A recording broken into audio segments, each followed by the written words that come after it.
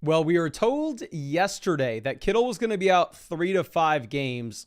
We just got official word that that's no longer exactly true because Kittle is instead going to be placed on the IR. So at the very minimum, George Kittle is going to be missing 4 games. So obviously we have other injury updates that we need to get to as well. But the first thing that I want to do is revisit our ranking for George Kittle and revisit our ranking for Ricky Pearsall, because obviously Ricky Pearsall is going to be one of the main players that will benefit from Kittle going to the IR. I'm not excited about any other tight end in San Francisco. Now, I've told y'all before, when it comes to ranking these tight ends, I feel like a monkey clicking buttons. I feel really good about Bowers. I feel really good about McBride. I felt really good about Kittle, but now after what we had week 1, it's really just like Sam Laporta, Tyler Warren that I think you can be excited about. Like, you have 4 tight ends that are decent.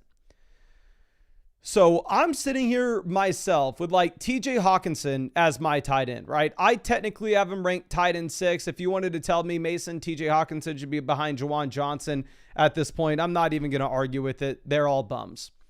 All I know is if I had any tight end not named Brock Bowers, Trey McBride, Sam Laporta, Tyler Warren, based off what we have with the absolute teardrop to where tight end 6 and everybody beyond is garbage, I would trade TJ Hawkinson for George Kittle right now. So I'm not going to move George Kittle down lower than tight end 5, especially in leagues where you actually have an IR slot, where you can go through and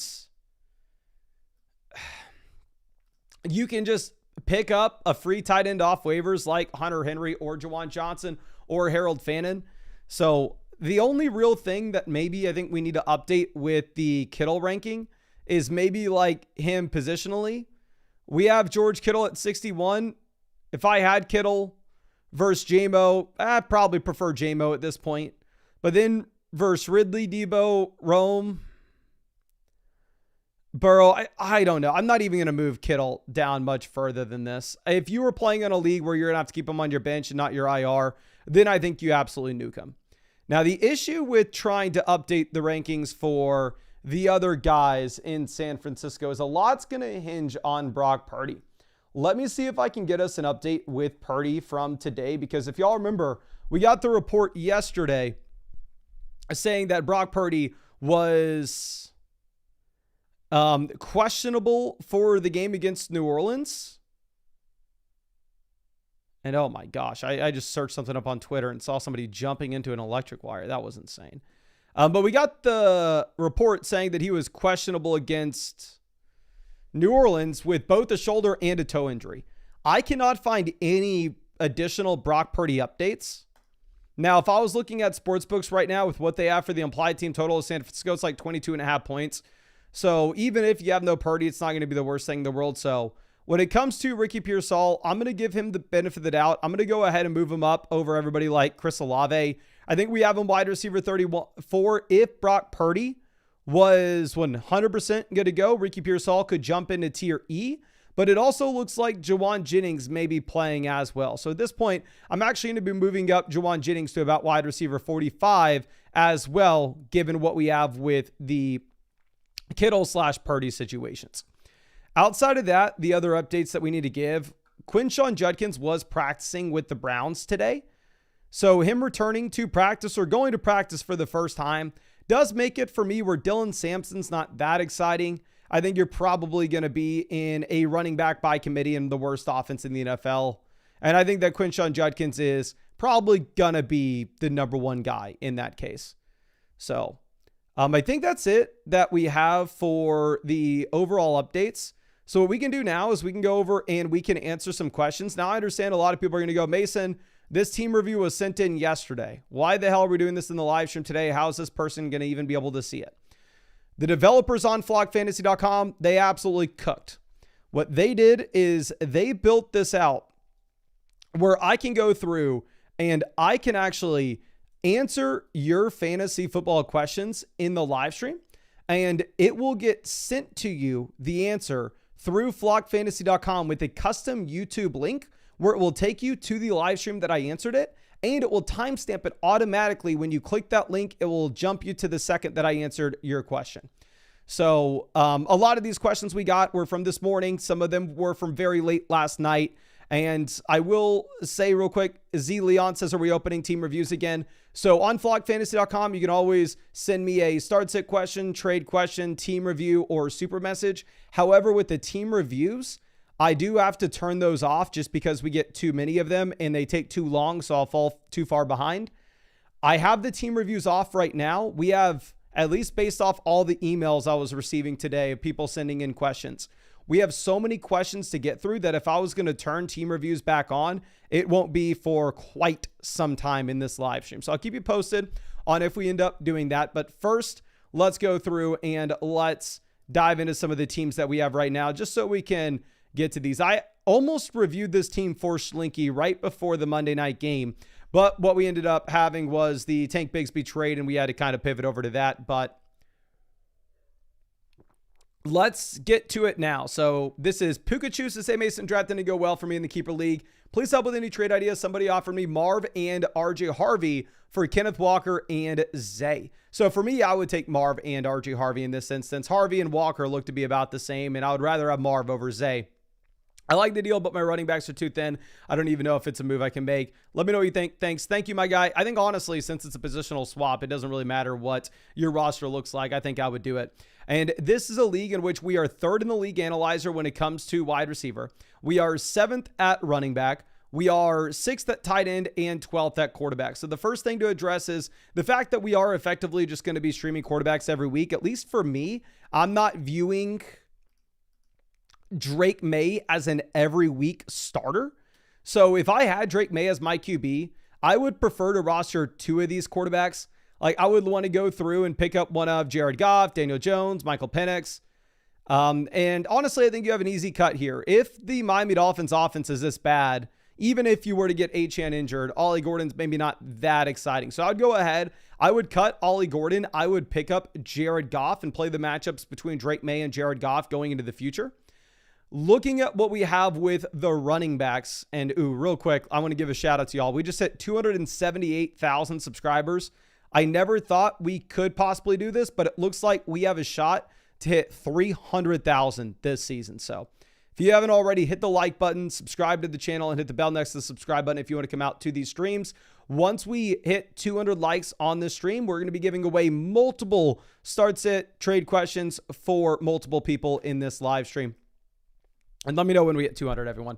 But yeah, I would drop Ollie Gordon. Now, I completely understand that, yeah, when we're looking at what we have with the running back room beyond this, it's not great because Kenneth Walker effectively got nuked, and we already went out there and we traded away Kenneth Walker in that RJ Harvey deal that we talked about liking yesterday and previously. But if we're looking at this, you have the anchor running back with Chase Brown, and we have the long-term upside shots with Harvey, Caleb, and Byshell Tootin, who obviously is going to be a big-time riser post-Tank Bigsby. So we have Cam Scadaboo in the long term. We have Brian Robinson, Ray Davis as the premium handcuffs. So running back 2 is extremely questionable, but the benefit that you're going to get with your team is we can start 4 wide receivers weekly. This is a start 8 league, so we can jam Puka wide receiver 1, London wide receiver 2, Marv wide receiver 3, Tet wide receiver 4. We have a quality tight end as well with Tyler Warren. So as I go through and look at this, I think you have a great team. I think I would consider, and this is going to come down to what the Drake London situation is and if you think that Drake London's going to miss. Because if London's going to miss, you're going to need somebody else to start in one of those flex spots this week. I would consider dropping Ray Davis for Quentin Johnston as well, if you'd be able to. Because if London misses, again, then in that case, you're going to have to be trying to figure out who we're going to start with, like Byshell Tootin, Brian Robinson, Scadaboo, Ray Davis. And we would way rather jam Quentin Johnston into one of the flex spots than them. So again, I really like your team structurally. You're second in the league analyzer as is. I think trade-wise, after you made that deal that you already discussed, you're in a really good spot. The only thing that I'd probably do from here is I would go through and I'd drop Ollie Gordon. I'd pick up Jared Goff. I would drop Ray Davis. I'd try to pick up Quentin Johnston. And then I would even consider picking up like Kayshon Boutte and dropping Ray Davis if Drake London were to miss. And it's booty, I know, blah, blah, blah. But I don't think any trades make sense for this team, to be honest. I think you've optimized extremely well. But I appreciate you, my friend. Like I said, we did send you over some of those free questions. I think we sent you free questions on the live stream last night, so you should have a bunch of free questions in your account. But I think the fact of the matter is that Marv deal was great for you, and I think you're going to be in a really good spot going into the future. And also, let me give a shout out to the developers real quick on flockfantasy.com. If you see this, now we have all these little hover effects that we didn't have previously, which is just a nice little addition.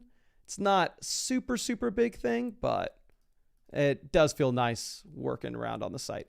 And I know we hit 100 likes. What we're going to do is we're going to save the giveaway until we hit 200 likes, and then we'll give it away to multiple people. But we're going to move by Wild Goose Chase. We're going to save this team review for the Dynasty live stream. And now we have Brady says, what should I do with my team? It's full PPR, and considering my team is crap the bed this week, I feel like we need to make a move. Who should I be looking to trade for and what position? And Unicorn, I am not accepting team reviews on the site. We are too far backed up. Maybe later in this live stream, I can turn them back on. But with the team reviews, we're only going to be accepting them in like 5 to 10 minute windows this year, just because whenever we open it up, we just get too many sent in at this point. But let's go ahead and let's check this out. This is Baby Back Gibbs. We are currently third in the league analyzer. Let me go ahead and send you over some free questions before we even dive into this. This is going to be a league in which we only start 2 wide receivers and 1 flex. So in a league in which you only start 2 wide receivers and 1 flex, I'm not going to be super, super concerned with the wide receiver depth, right? I would way rather prioritize us getting an elite quarterback, us getting an elite tight end, and building around running backs, specifically in this league format. And if we're going to look at what we have at quarterback, we have Jalen Hurts, so we have the elite name, completely comfortable there. Looking at what we have at running back, I do think that Jahmyr Gibbs is going to be much better going into the future than what he was week 1. It does look like the Lions offense projects to be a pretty big bounce back spot in week 2. Amari Hampton, I absolutely love as my second running back. I think Amari Hampton, after seeing his week 1 usage, could truly be a league winner this year. Ja'Cory Crosky-Merritt looks like he could be a very capable flex play every single week. Hopefully expands his role on Thursday. And then we have Joe Mixon for the upside. We have Trey Benson as a premium handcuff. We have Nick Chubb just in case we get desperate in the short term. And then going over to wide receiver, Nico Collins was horrendous this past week. Devonta Smith was horrendous this past week. We have Chris Olave, Jerry Jeudy, Jaden Higgins, Brandon Ayuk. As I look at this team across the board, my number one thing with it is I think you're just going to have to be patient, to be honest with you. Because we go through and we look at a lot of these players. Amari Hampton, rookie. Ja'Cory Crosky-Merritt, rookie. Joe Mixon, injured. We go over to wide receiver. Jaden Higgins, rookie. Brandon Ayuk, injured. I think the main thing is going to be just to practice some patience here. And the team's going to get better as time goes on. I would like to tell you like, hey, let's pick up another tight end. If we have Jake Ferguson, Ferguson's not an auto start every week. So like we could roster 2 tight ends, play the matchups between them. And can y'all please spam the chat right now? Who would y'all rather start or who would y'all rather have rest of season? Would you rather have Harold Fannin or Jake Ferguson as your tight end 1 rest of season?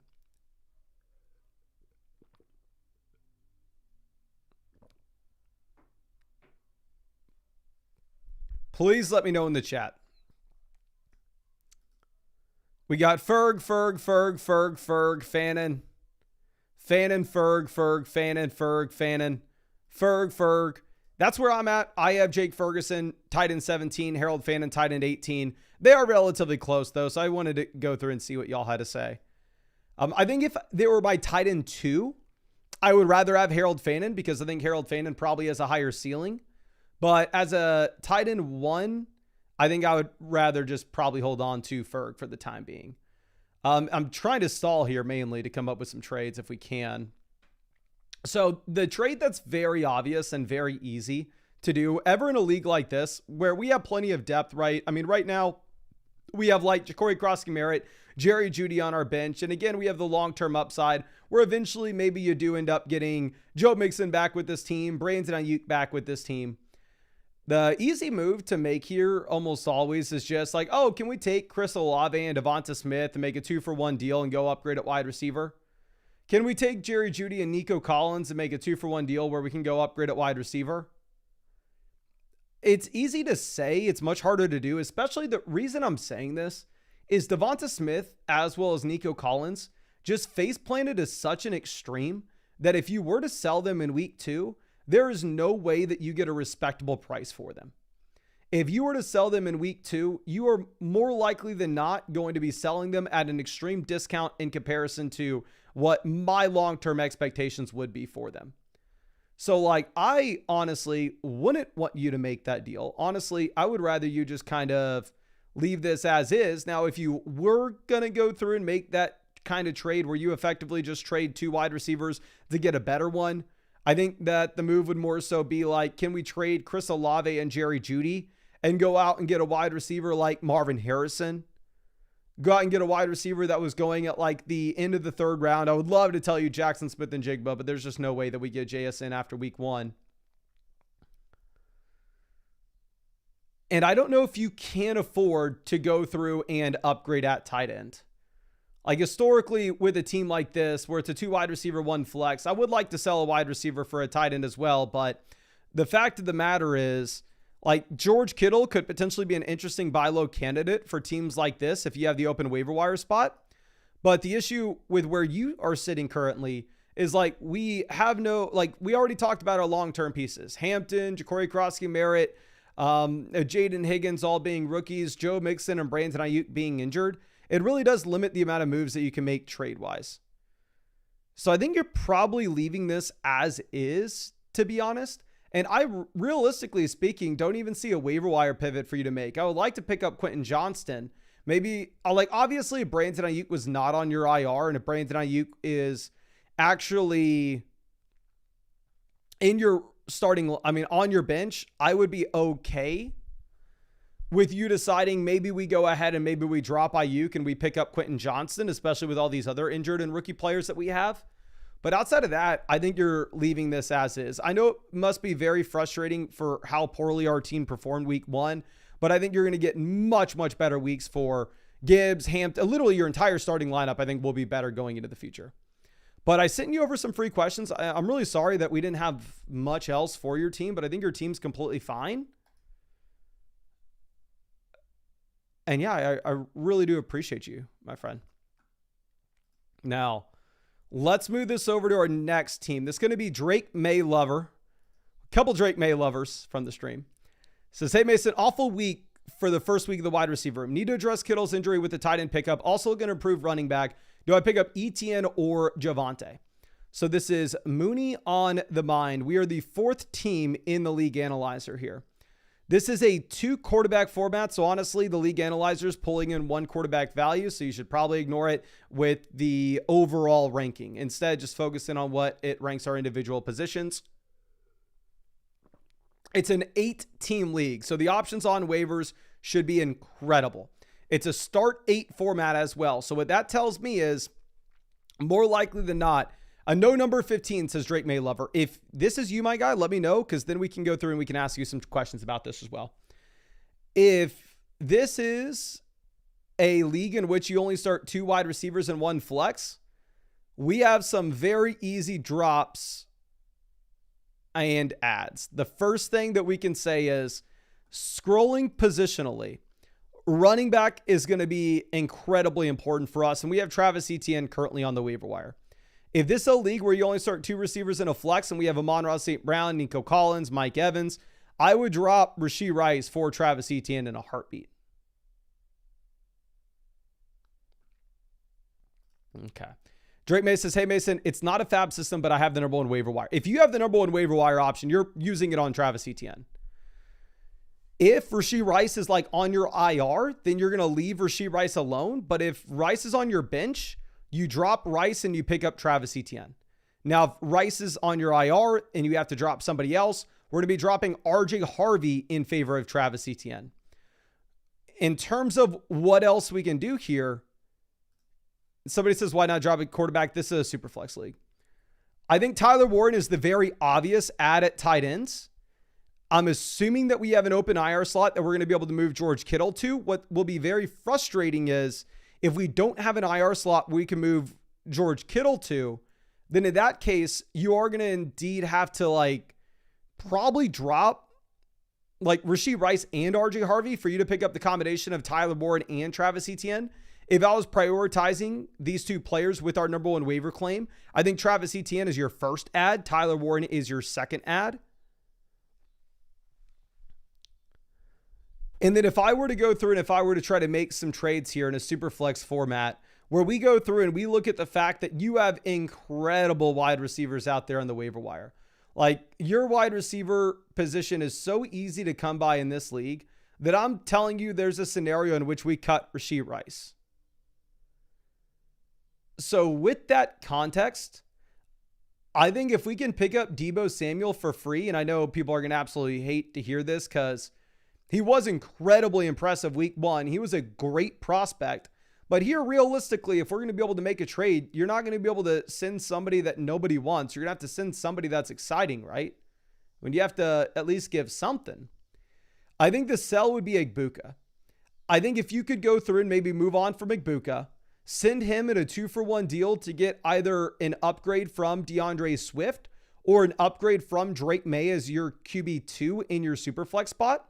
That could also give you the luxury where we're able to just open up a roster spot and very easily pick up somebody like Deebo Samuel off the waiver wire. Obviously, we're also wanting to get Tyler Warren. We're wanting to get Travis Etienne. Those are going to be the top priority ads. But if you could realistically sell Egbuka coming off the incredible performance with DeAndre Swift, go get a running back too that we're really excited about. Somehow, some way, get into the range of Chase Brown, Bucky Irving, Jonathan Taylor, Josh Jacobs. It's highly unlikely, but we're going to try for it anyway.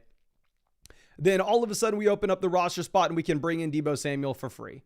If you could go through and sell Drake May and Travis Etienne and go up and get to the range of like Joe Burrow Drake May and Egbuka in a super flex league and go up and somehow get to like Joe Burrow coming off an absolute horrendous week, I think we'd be very interested in that as well.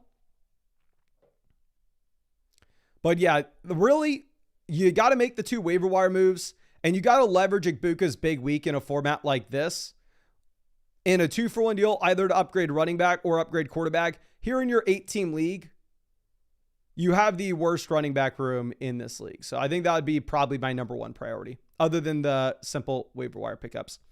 But I really appreciate you. Let me make sure that we send you over some free questions. That way, if you have anything that you would like to follow up with on this, I'd be super happy to try to help you out. And we got to log out and log back in for this to work. So I have no idea if we've hit 200 likes or not, but we're going to give away some free questions to everybody in this, not everybody in the stream, but a couple people in the stream. So please, here's what I'm going to do.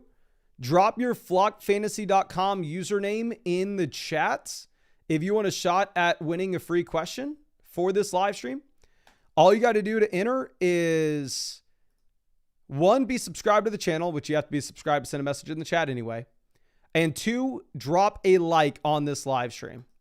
If you do those 2 things, you can enter in to get some free questions in this stream.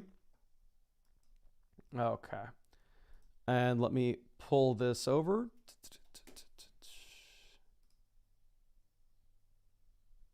And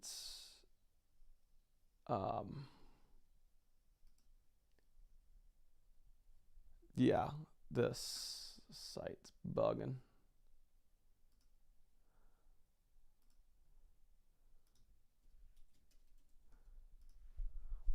And we may be answering some free questions in the chat right now.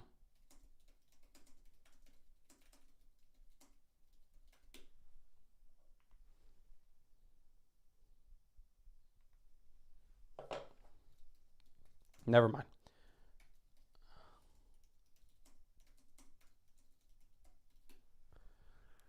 Okay, so let's pull this up and send some free vouchers over. We got Charles Main 499.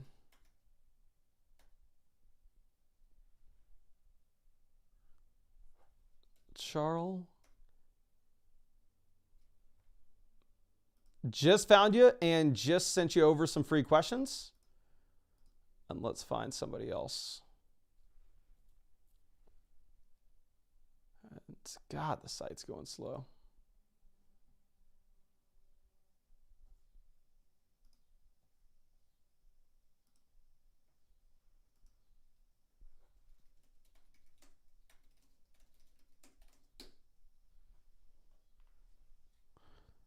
Let me text one of the devs.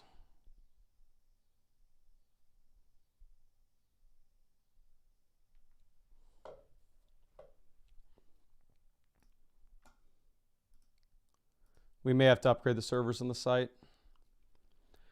Let me refresh this and see if I can try to send over a free question to you now. Okay, that worked. Perfect. There we go. I just sent you over a couple of free questions. And here we go. We got Autumn as well. Let me see if I can send you something over, April. Autumn.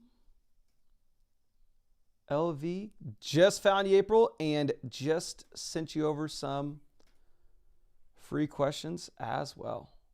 And why am I wearing a suit jacket for the freaking live stream? I'm sweating. All right. And now let's move this back over to the questions on the site. And let's answer some of these. So we just answered this for Drake May Lover, but I think we need to send them over some free questions, if I remember correctly. And yeah, this is taking so long. We may have to pivot over to answering free questions in the chat until the devs upgrade the servers.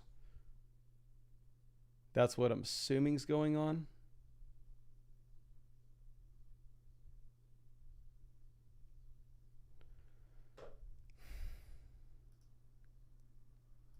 Okay.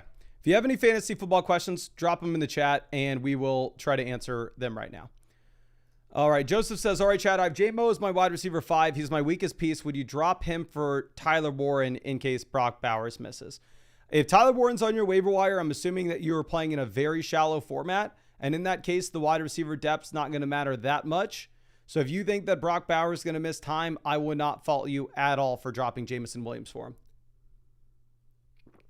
Crunk says, am I crazy for starting Tyler Warren in my flex over DeAndre Swift in a full PPR format? So Swift had really nothing as a receiver, but DeAndre Swift did have every single carry in the Chicago Bears backfield. So with that in mind, I'm going to be giving DeAndre Swift the benefit of the doubt, and I'm going to be going with Swift. BDL says, should I move on from Jefferson? I have him ranked behind Chase, Lamb, and Puka Nacua. If you could trade Justin Jefferson for Puka Nacua right now, I personally would, but I know a lot of people would disagree with us. Justin asked if I have ETN over RJ Harvey now. Yes, sir. I do have Travis Etienne ranked over RJ Harvey. Okay. Kyle says, Harold Fannin or Jawan Johnson rest of season. If I was looking long-term here, I would more likely than not go Harold Fannin. I think you have more upside, especially if you're picking one of these guys up as your tight end 2. However, if you're looking at them specifically as a tight end that you need to start this week, if you need to start the guy this week, Jawan Johnson's giving you a longer track record. But obviously, Harold Fannin's usage looked phenomenal. The thing is, like, going up against the Ravens right now, the Browns project to have an implied team total of 17 points. The Browns project to be the worst offense in the NFL. Last week, that wasn't the case because they had a phenomenal matchup going up against the Cincinnati Bengals. But at the same time, we should not expect that's going to be 100% what happens every week going into the future. Okay. Let's move this over. Cade says, Kittle and Aaron Jones for Brees. If Kittle was not on the IR, I would rather have the George Kittle side of this, but we are going to go Brees. And yep, everybody, we are going to get to start set questions and trade questions on the site in just 1 second. This has happened a couple times throughout the site's history, but I think we had more people join today and more people on the site right now than we've ever had before. So the developers are upgrading the servers right now, and usually it only takes them about 10 to 15 minutes to do this. I think, of course, I'm not a developer, so I'm an idiot. I have no idea what the hell they're doing. But my understanding with my monkey brain is that they effectively just need to go to AWS and pay to have access to more servers. I could be wrong here, but that's what I'm thinking. And typically it only takes 10 to 15 minutes. Okay. And let's move this back. We got Jericho says, shallow bench in my league. Is Jayden Reed worth holding on with how the targets are separate? It's so hard for me to give you all this context without knowing the options on your waiver wire. I can't say in a live stream with 1,000 people here, yeah, you need to hold on to Jayden Reed. And it's like that 8-team league that we just looked at previously that has Tyler Warren and Travis Etienne on the waiver wire. We're obviously there. It's like, oh, no, you need to drop Jayden Reed. But if, like, Jayden Reed got dropped in the flock league, I would literally piss myself laughing at whoever did it. So it's going to be so dependent on your exact league settings, and I won't be able to tell you that right now. Conserve says Brees for AJ Brown. Is that a good trade? I would prefer AJ Brown on the vast majority of teams and the vast majority of league settings. Okay. Noah says Debo news going to be used more. Lines at him are already at 60. Let me see. Is this like real news? Is this just coach speak? Let's see this.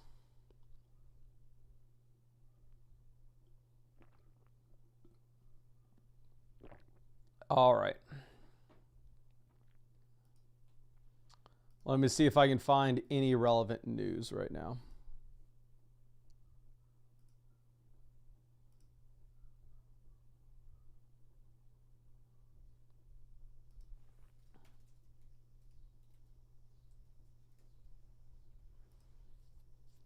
Okay, devs just got back to me. They upgraded the database, and we should be good to go. Christian Watson signs an extension with the Packers. And yeah, I'm not moving Debo dramatically in my rankings based off that. Noah says The Athletic did an article. I'm not moving Debo in my rankings on that. Okay. Daryl says, Mason, please stop saying verse. The word is actually versus. You're smarter than that. Come on. Daryl, I'm going to be honest with you, my friend. There are 1,000 people in this chat right now. You've said that multiple times to me, and nobody else out of the 1,000 has ever said it. So I'm going to assume that it really doesn't matter, to be honest with you. Hayden says, do you like Modelo? I do not drink. I haven't had a drink in maybe 2.5 years. Last time I had a drink, I think, was May 2023. Okay. And whenever I did drink, it's... I thought it was all the same to me. Didn't matter. Okay.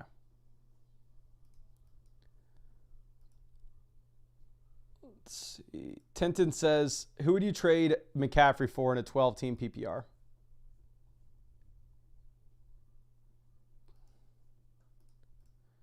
I don't know why you would trade McCaffrey. I have him as a tier 1 running back. I mean, if you could trade him for Bijan, trade him for Barkley, I would. But I don't know why that would be a priority. K. Ratliff says, I haven't drank since yesterday. I'll be home soon. That was pretty funny. Okay. Daryl, I never claimed to be smart, my friend. If saying verse instead of verses makes me dumb, I'll be dumb. Dossie says, Mason, how much do you bench? Now, an embarrassingly low amount. I probably have not benched in years. When I was on the powerlifting team at the University of Texas, though, I did hit 225 for 12. You can go back and actually see me hitting 225 for 12 in the first video ever on this channel, at least the last video that's still public.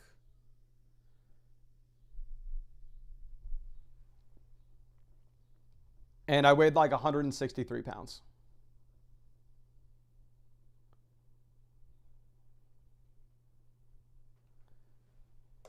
Okay.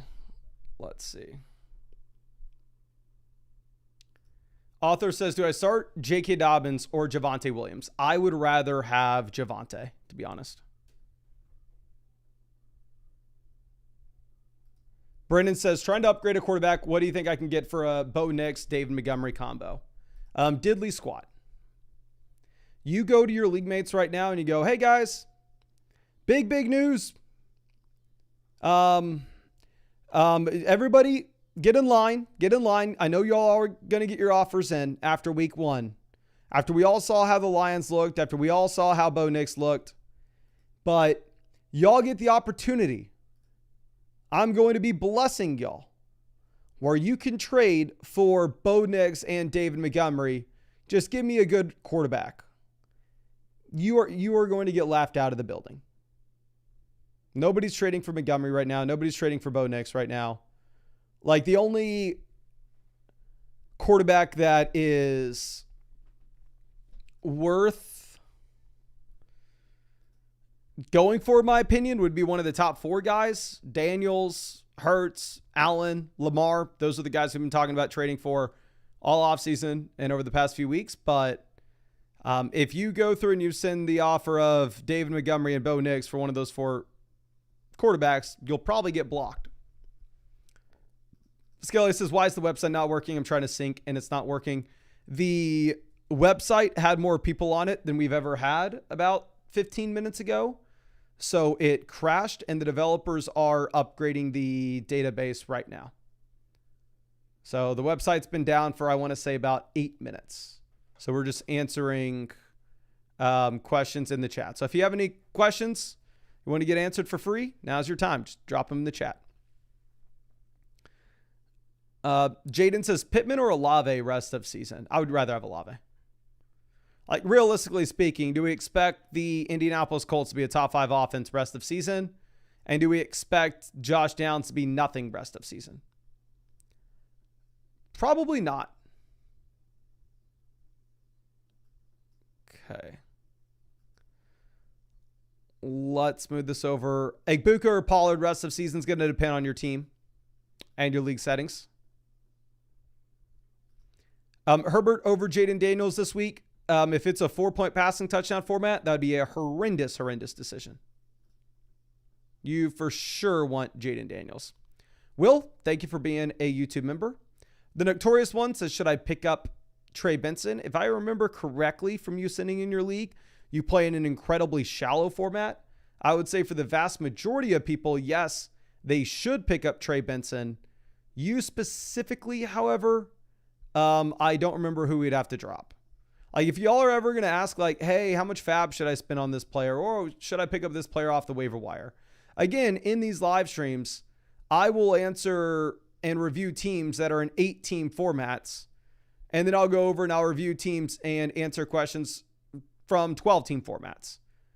It's going to be wildly different. So if you're ever asking like a waiver wire question, it would help me a ton.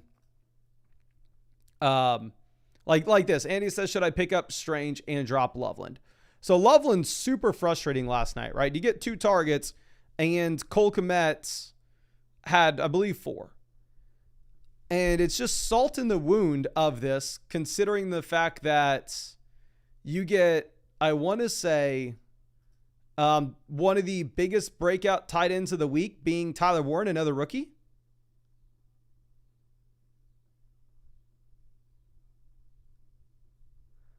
So I understand the frustration behind it, but for me, I would probably opt to go ahead and hold on to Loveland. Hayden says, what do you think I can get for the Kenneth Walker, Zach Charbonnet combo?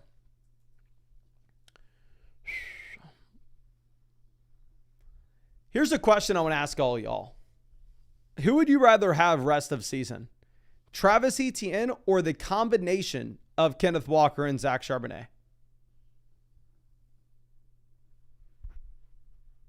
Rest of season, would you rather have the combination of the Seattle backs or would you rather have Travis Etienne? Etienne combo. Etienne ETN combo. ETN combo. Combo, ETN combo, ETN.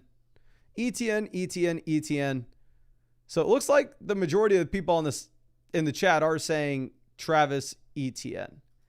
Mark says, hey, Mason, made me relog in today to the account and the entire account got wiped from any info. So the flockfantasy.com has been down for the past about 10 minutes.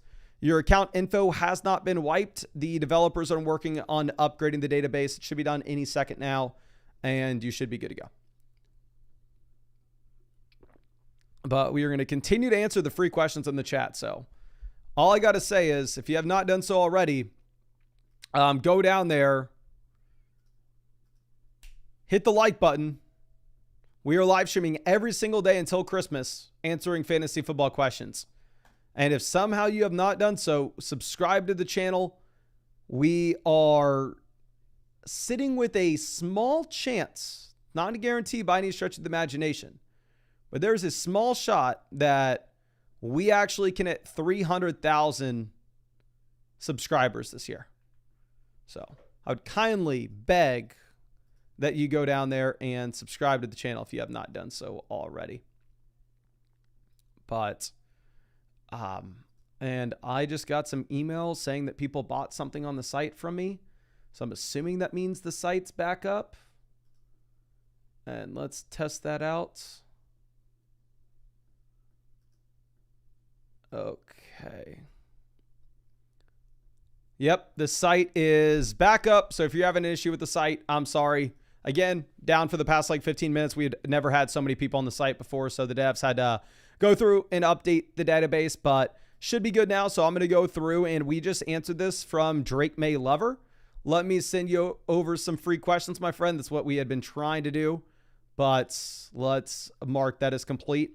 And I know we have a bunch of start-sit questions, trade questions, and super messages on the site that we have to get to. So I'm going to hide the team reviews for just 1 second. And instead, we will go over and we will answer a lot of these start-sit super messages and everything. So Mavium says, any jump on waivers, JCM, ETN, Charbonnet, Golden, and Shakir. So I can't see exactly who is available, but if what you're telling me is the players that you listed out are available, Ja'Cory Krosky-Merritt, Travis Etienne, Zach Charbonnet, Matthew Golden, and Khalil Shakir. Travis Etienne is by far and away, not even remotely close, the best pickup out of this list. And if I was going to drop somebody for him in a league that's this shallow, where it's going to be very difficult to hold on to these players that aren't performing, I would go ahead and I would drop Caleb Johnson in favor of Travis Etienne. So I would drop Caleb. I would pick up Travis Etienne.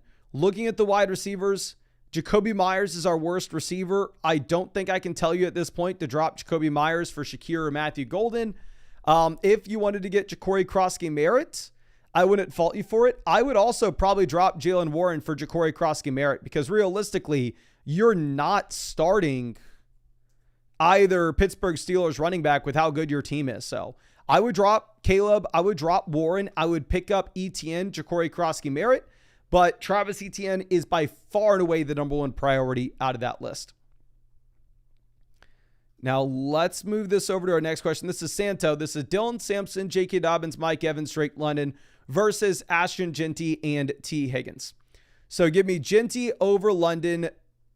Give me Evans over Higgins. We get Dobbins and Dylan Sampson on this side. It's a 2 wide receiver, 1 flex format.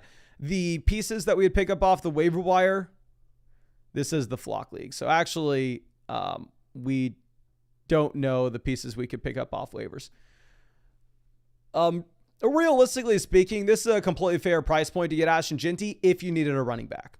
I know Dylan Sampson crushes week 1, but I think long-term, he's going to be in a running back by committee with Quinshon Judkins, who I'd expect to be the top option there. Now, Bam says, what should I do about Bo Nix? Should we waiver wire Justin Fields or Geno Smith? I would not pick up Geno Smith off the waiver wire. If Justin Herbert or Justin Fields was available, I think I would pick up one of those quarterbacks. I don't know if I would drop Bo Nix for them. I understand that Bo Nix was horrendous week 1 against the Tennessee Titans, but the realistic scenario with it is we have a large sample of Bo Nix being a great fantasy quarterback at the end of last season. We now have a 1 week sample of Bo Nix looking like a bum. So I would drop somebody else, but I'm not going to be dropping Bo Nix, to be honest. Now, that Morris kid, longtime member of the flock, happy to see us, says, Old Greg is back with another trophy in the cabinet. Thanks to the flock. Love the content. What are your thoughts? Appreciate you, my guy. I know that you've been with us forever. Trading Amari and Hampton to JSN, I have them ranked back to back, and it's up to you. And I would rather have Travis Hunter over RJ Harvey. And honestly, as we look at this, I think we have to update this. I think I would rather have JSN on this, because JSN, you had the market share numbers where he was over 50% of the passing offense there in Seattle.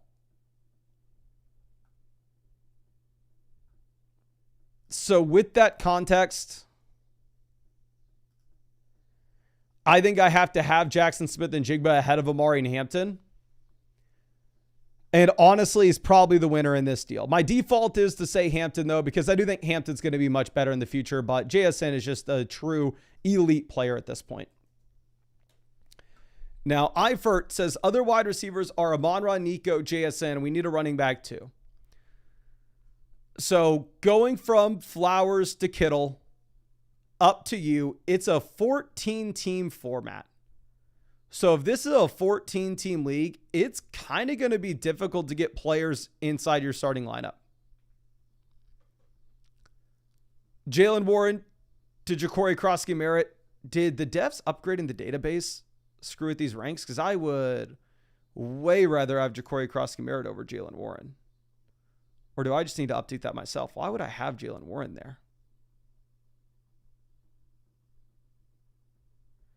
Yeah, because we definitely prefer JCM. So Jalen Warren to JCM, upgrade in my mind. Zay Flowers to Kittle, downgrade. We're paying Jacoby Myers to do it. You can't do this. Actually, I don't even know this is a 14-team league. We didn't link the league. If this is a 14-team format, you're going to need to hold on to this side of it. But if you're telling me, Mason, it's a 2 wide receiver, 1 flex, 12-team format where we can get options off the waiver wire. We have Amon-Ra, Nico, JSN, so Zay Flowers, Jacoby Myers. Neither one of these players will be startable for us. Then in that context, yes, we can go get Ja'Cory Krosky-Merritt and the upside of Kittle if you're able to put him on the waiver wire. Okay. Now, let's move this over to our next one. This is Jada Tiger. This is JCM, Nico, Ricky Pearsall versus Travis Etienne and Malik Neighbors. And yeah, I feel like my freaking rankings got rolled back with the database upgrade, or maybe I just didn't hit submit with them. Let me go fix that right now, because we have Ricky Pearsall higher than this now with Kittle on the IR. For me, Nico versus Malik Neighbors, I'd rather have Malik Neighbors. JCM versus Travis Etienne, I'd rather have Travis Etienne. It's not close. I don't think Ricky Pearsall bridges the gap. So I'm going to go with Travis Etienne and Malik Neighbors. Now, H. Kais, this is CMC and Stephon Diggs versus Chase Brown and JSN. Give me CMC over Chase Brown, but JSN is in a completely different tier than Stephon Diggs at this point. So honestly, given what we have when it comes to the Brock Purdy injury, if you think that the Niners offense is going to be any worse than it was, I'm completely fine pivoting over to this price where Chase Brown had every single carry in his backfield week 1. And don't get me wrong, I'd still rather have McCaffrey than Chase Brown, but I think JSN also is an extremely exciting piece. Now, Garrett is trading a future first, Tracy and Olave, for Kenneth Walker, Jalen Waddle, and a second in a Dynasty League. I would still rather have Kenneth Walker over Tracy in Dynasty. I actually think that Walker may be younger, funny enough. Olave versus Waddle, I'd probably rather have Olave at this point in Dynasty, even with the concussion concerns. And then if you're going to get a first-round pick on one side, we're definitely going to go with the side that gets the first-round pick. Leo with the start set. Running back between Travis Etienne, Kenneth Walker. It has to be Travis Etienne and not even close to this point. And then for the flex, I probably will go with Tet over DK Metcalf. I understand that Bryce Young looked horrendous week 1, but you still have no Jalen Coker. So Tet did almost have 50% of that offense. And if Bryce gets any better, I think Tet's going to crush. Now, Shizzy is trading Marv for Kyron and Travis Etienne. I would for sure rather have Kyron and Travis Etienne over Marv if this is a redraft league. If it's Dynasty, give me Marv, but redraft, give me the other side. Brax trading the Seattle backs and Igbuka for Travis Etienne and A.J. Brown. If this is a redraft format, I would rather have Etienne and A.J. Brown. We asked this in the chat previously of who would you rather have between the Seattle backs and Travis Etienne, and the chat was pretty split, which I kind of agree with it. I think it's close because with the Seattle backs, if they split the backfield 50-50, neither one may be startable unless you were to get an injury to the other guy, which in that case, they turn into a league winner. And here, Brax also asking if he should trade the Seattle backs for Amari and Hampton. I would way rather have Amari and Hampton over the Seattle backs as well. Now, John trading Jefferson for Trevion and Neighbors. This is a 10-team start 8 format. If you were to make this deal, who are you dropping? I guess you can say Worthy goes to the IR, but with this being a shallower league, I kind of want to hold on to Justin Jefferson. If it wasn't for JJ McCarthy showing signs of life at the end of the week, at the end of the game, I think you could say, you know what, just Malik Neighbors and Jefferson are comparable, both elite level wide receiver talents in bad offenses. But I definitely have more faith in McCarthy than I do the Giants offense at this point. Now, Edith Field says, auto-drafted DA by accident, wanted a running back, and it ruined my draft by taking 2 Rams. Hill was offered. For me, I have them ranked wide receiver 19 and wide receiver 21. In my opinion, it is not inherently a bad thing to have 2 wide receivers from the same offense. Now, don't get me wrong. I do think that it puts you in a pretty risky situation where if you were looking at what you have with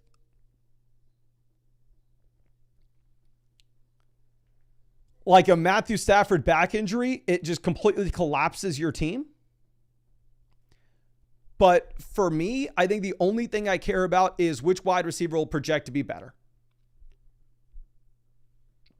And given the concerns that we have with the Miami Dolphins offense at this point, I would probably slightly prefer Devontae Adams. Now, if it's your style where you're like, man, there's nothing that will want me to have Puka Nacua and Devontae Adams on the same team, I'm not going to fault you for it. I'm not saying that you have to have it, but I don't think it ruins your team by any stretch of the imagination. And I'm not going out there and like panic trading away Devontae Adams.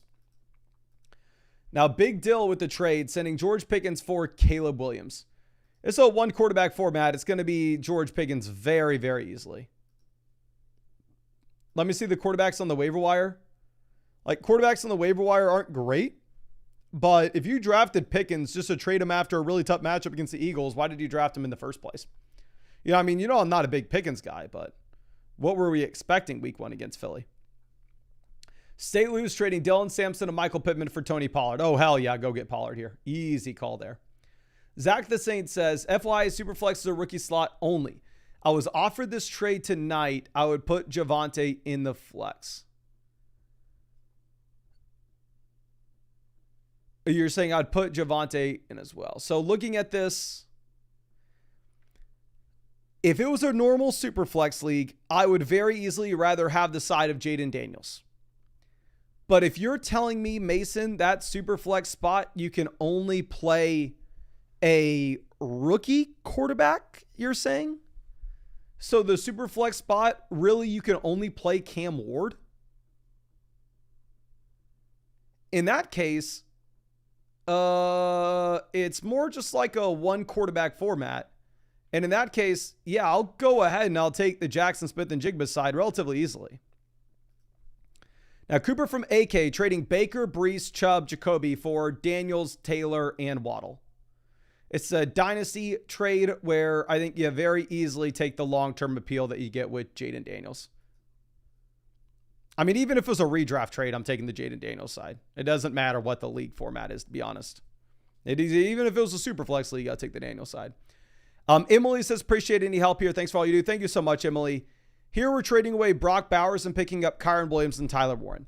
Let me confirm that this league is linked. Yes, this is a linked league. So what's very relevant with this is this going to be a 12-team format where you can start 8 players. So you have a total of 6 running backs / wide receivers in your lineup.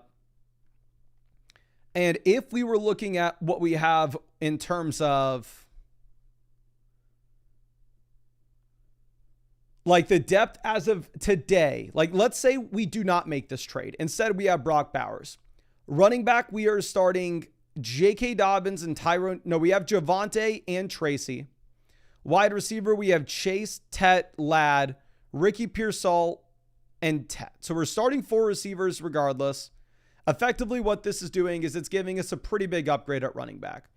Based off what we had with Kyron Williams playing over 80% of the snaps week 1 and Tyler Warren at the same time, looking like a viable top 5 tight end and Bowers maybe not being 100% healthy, I think this is a fine trade to make in your format particularly. If it was like a 10-team, 2 wide receiver, 1 flex, I'd be way less willing to do so. But in your format, I like it. Now, big bands with a trade. This is Igbuka and McBride versus Nico and Andrews. I'd rather have Nico over McBride still, but I'd way rather have Igbuka over Andrews. Andrews may look like he's not even worth a roster spot. So I'm going to go with McBride and Igbuka here. Now, bench players trading Aaron Jones, Zay Flowers for Javonte and Michael Pittman Jr. I think that Flowers is the best player in the deal. It's going to come down to what you have specifically with your league settings. If this is a deeper format where you're saying, Mason, man, it's a 14-team league, the running back options off waivers, they're non-existent, I really need help at RB, then by all means, feel free to go through and feel free to make that deal and get the 2 startable assets with Javonte and Michael Pittman Jr. Now, Aiden says, hey, Mason, feel silly. Judkins slipped on the waiver wire. What's the fab percentage? Aiden, I am very sorry. I cannot answer this. Unless you're in the chat right now where you can follow up with me.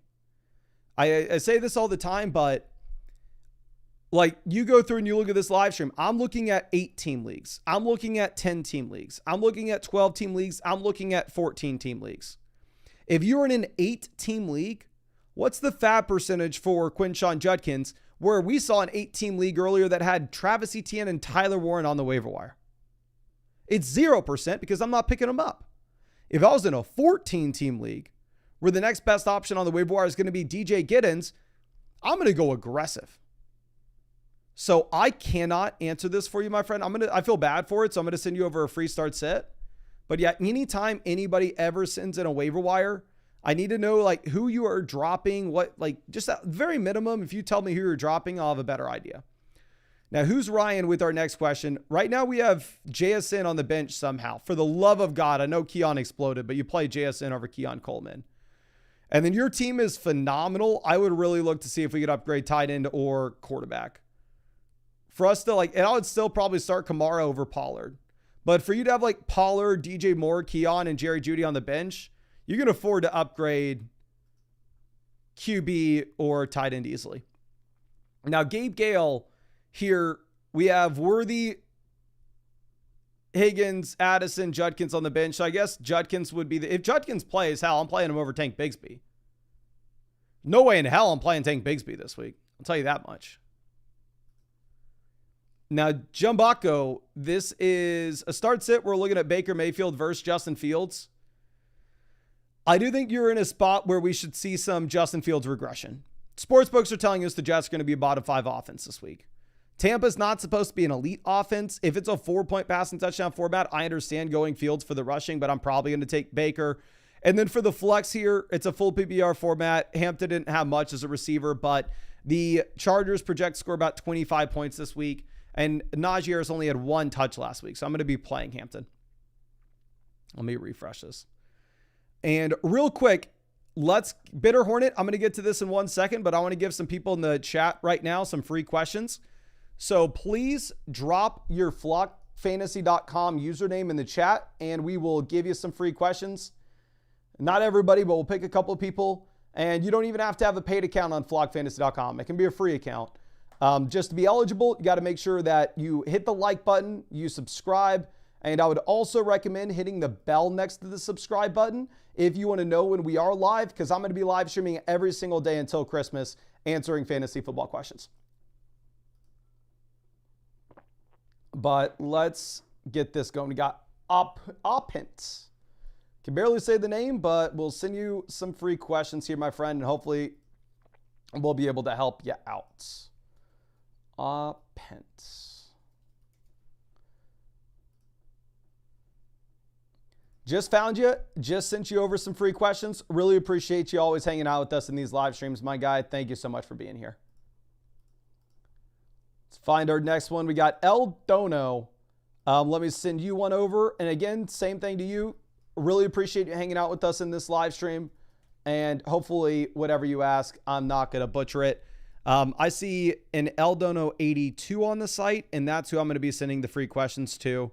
I don't see an Eldono with no 82 at the end, but I'm assuming that's you. And if not, the other person is lucky. Now, Bitter Hornet says, how much fab for Samson? I have CMC, Aaron Jones, Bill, Tootin. I'm dropping Ollie for Samson. Here's my thing with Samson. While his receiving role was great week 1, Quinshon Judkins is going to be the lead back. So if I'm looking at Dylan Sampson, I'm looking at the running back 2, not necessarily in week 2. I think Dylan Sampson's the starter in week 2. But for the second half of the season, I think Dylan Sampson's the running back 2 in the worst offense in the NFL.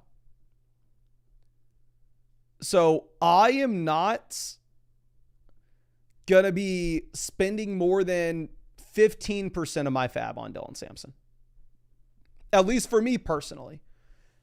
Especially like I'm not starting him over CMC, Aaron Jones, or Bill this week. So realistically, I think you're in a spot where you're just picking him up for a bench long-term piece anyway. In the long term, I think it's Judkins. Now, Harry with the massive trade. I'm going to say in a general sense, I hate these trades. What scenario does it ever make sense in fantasy football for us to be trading 6 players off our team? You're getting rid of half your team here. Now, I'm going to answer it anyway. Would I rather the Minnesota backs or Trevion Henderson? I would rather have Trevion Henderson. Would I rather have Jared Goff or Mahomes? I would rather have Mahomes. Would I rather have Brian Thomas, Ricky Pearsall, Egbuka, or Jamar Chase? Maybe Jamar Chase. So I think in general, we are going to go with the right side here. But it is going to also come down a bit to what are your options on the waiver wire and how easy is it for you to backfill depth? Because if you're playing in, say, like a 14-team format where the waiver wire is going to be bone dry, then giving up Ricky Pearsall and Egbuka may actually be a really tough spot. Okay. Now let's move this over to our next one. This is Fowler. Says, I have Kyron as my running back 1. Walker, I get more depth with Golden, I have Puka, Monra, Olave, and Rome. So I can actually see this here, my friend. We are moving Chuba for the Seattle backs. I'd rather have, it's close. I'd probably rather have the Seattle backs here. Moving Waddle for Golden. I'd rather have Waddle. Here's my thought process. You ask me who I want to start in the short term. I want to start Chuba and Waddle here. With the Seattle backs, they're in a bad offense and they're splitting the backfield 50-50. Neither of them startable. Now, with that being said, if you think, I don't even say if you think, because it is true. If you were to get an injury to Charbonnet or Kenneth Walker, the other guy immediately becomes a borderline, definitely a top 10 running back and maybe even higher. So if you were not going to start any of these running backs or wide receivers, and it's just like, who would I rather have on my bench? I would probably rather have Sharp and Kenneth Walker, because I think the weekly ceiling is just going to be a little bit higher if one of them goes down. But if you needed to start one of these running backs this week, I'm not wanting to start either Seattle RB. And realistically, I'd probably rather have Chuba Hubbard here. Can y'all please spam the chat? What side would you rather have? Would you rather have Chuba and Waddle, or would you rather have Charbonnet, Kenneth Walker, and Matthew Golden?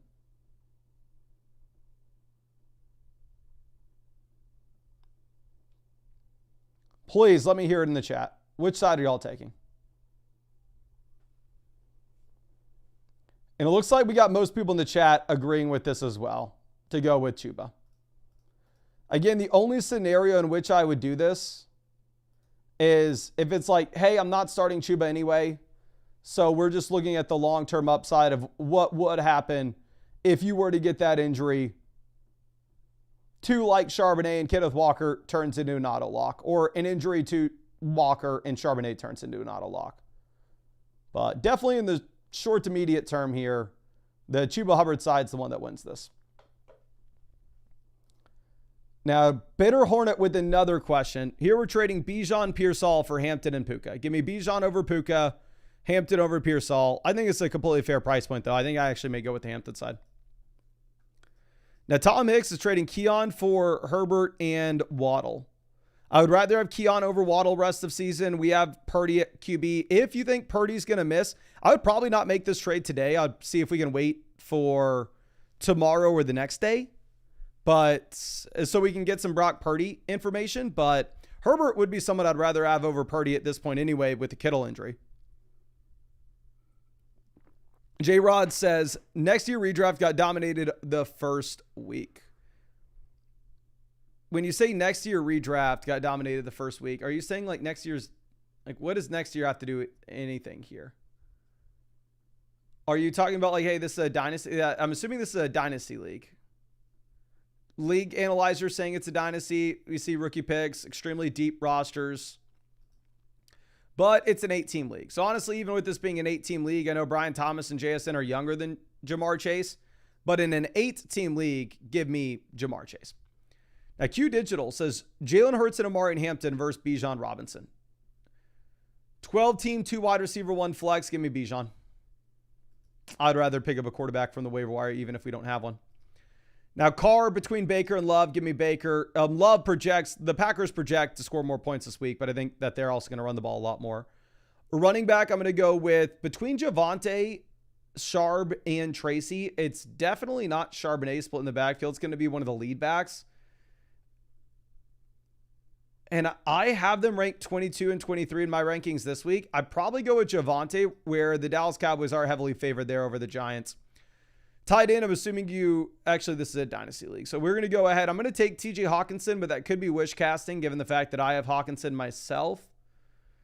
And then looking at what we can do for the flex spots, Tracy is definitely going to be a play. And then your other name, we'll go Charbonnet, but if it was a tight end premium format, you'd look at one of the tight ends. Now, B1NX, always appreciate seeing you. For the starting lineup this week, I'm going to go Adams, even with no Kittle. I don't think we can play Pearsall.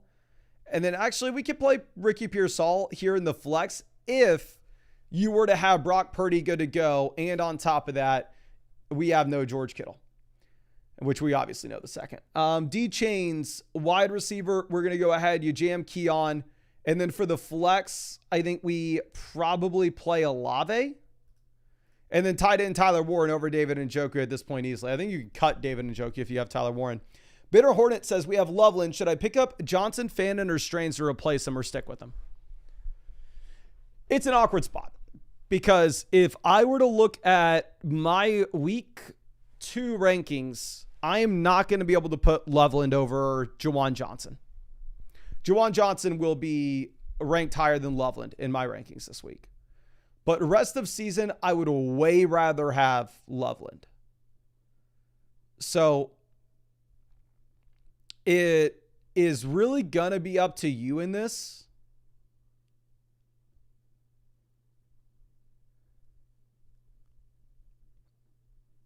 Can y'all I don't even want to ask you. If you could drop like a random bum wide receiver, pick up Juwan Johnson and play him over Loveland this week, that would be great. My only hesitation again is I don't want you to drop Loveland to get a marginally better play with Juwan Johnson. And then all of a sudden Loveland breaks out and it's like, crap, we just completely missed it. Okay, now our next question is from Bill to the Moon. This is Reed and Laporta versus Myers and Kittle. I'd rather have Laporta over Kittle. I'd rather have Myers over Reed. 2 wide receiver, 1 flex. We have Evans, Flowers in our lineup right now. Derrick Henry, Jacobs, and then our flex play would be like Dobbins. In that case, I would rather have Sam Laporta and not have to worry about tight end over the next 4 weeks. It's not a guarantee that Kittle comes back after 4 weeks. Kittle could be out longer than that. Now, Matt 21 is trading away Rashee Rice for Mahomes. In a 1 quarterback format, I would way rather have Rashee Rice. And I don't think it's that close either. Now, Bill to the Moon coming through. Here we need a flex. I think you're going to go ahead and it's going to be between J.K. Dobbins or Ja'Cory Crosky-Merritt. For me, I have Dobbins as the play, but if Eckler were to miss, then at that point, it is Ja'Cory Crosky-Merritt, and it's not even remotely close. Bitter Hornets has been bugging you a lot lately. Thanks for the help. No, I really appreciate you, my guy. Let me send you over some free questions. Just that way next time it's... Again, I want to help as much as I possibly can. Hopefully I don't mess you up too much, though. Here, we're looking at trading Bijan for Bucky and Nico Collins. We have to give up Tet as well. So we're giving up the best player in the deal. To go through and look at this, after this wide receiver, we have Nico Collins, wide receiver 1, Jamison Williams, Ricky Pearsall, wide receiver 2 and 3. Bucky Irving is going to be playing alongside Chase Brown for us. In my opinion, I think that this type of trade where we're just flipping it's a typical structure of a deal, right? We see this literally all the time. I answer 1,000 questions a day, it seems. And this may be 10% of those questions. Where there are trades where it's a 2 for 2, we give up the best and the worst player, and we get back the second and the third best player. In my mind, more times than not, I want to go with the guy that we know is the best player with Bijan Robinson. However, this feels like a very safe, I don't want to say very safe, but this feels like a very good price if you wanted to do this. And this trade, I think, is important enough to ask the chat again. Again, from my perspective, this is a personal preference. I would probably prefer Bijan Robinson by myself, just out of principle, typically wanting to stay with the best name. But I could be wrong, so please let me know in the chat, what would you rather have here? Would you rather have Bijan and Tet, or would you rather have Bucky and Nico? Bijan and Tet, or Bucky and Nico?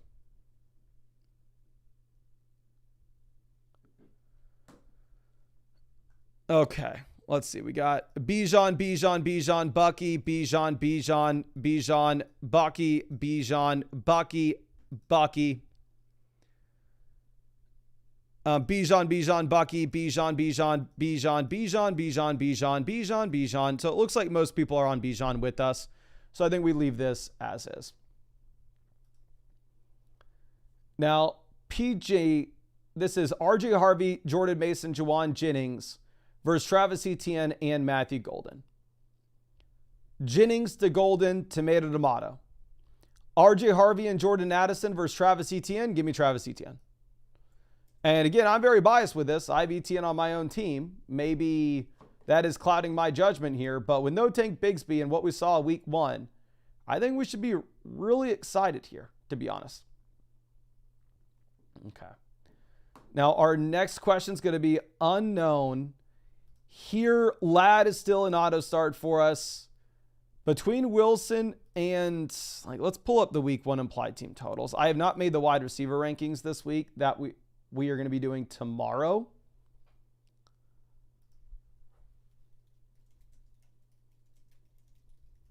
But let me see if we can find this. Brandon, I'm sorry. We have a lot of questions right now. So to be completely honest with you, I don't think we're going to be able to open up team reviews anytime soon. I would like to, but fact of the matter is I just don't think we can right now. Looking at this, Miami projects 22.5 points. Denver projects 22.5 points. The Jets are at 19.25. Wilson's going to have a great market share numbers. For the flex, you play Kyren Williams. You don't have to think about that. Quarterback, we go with Mahomes.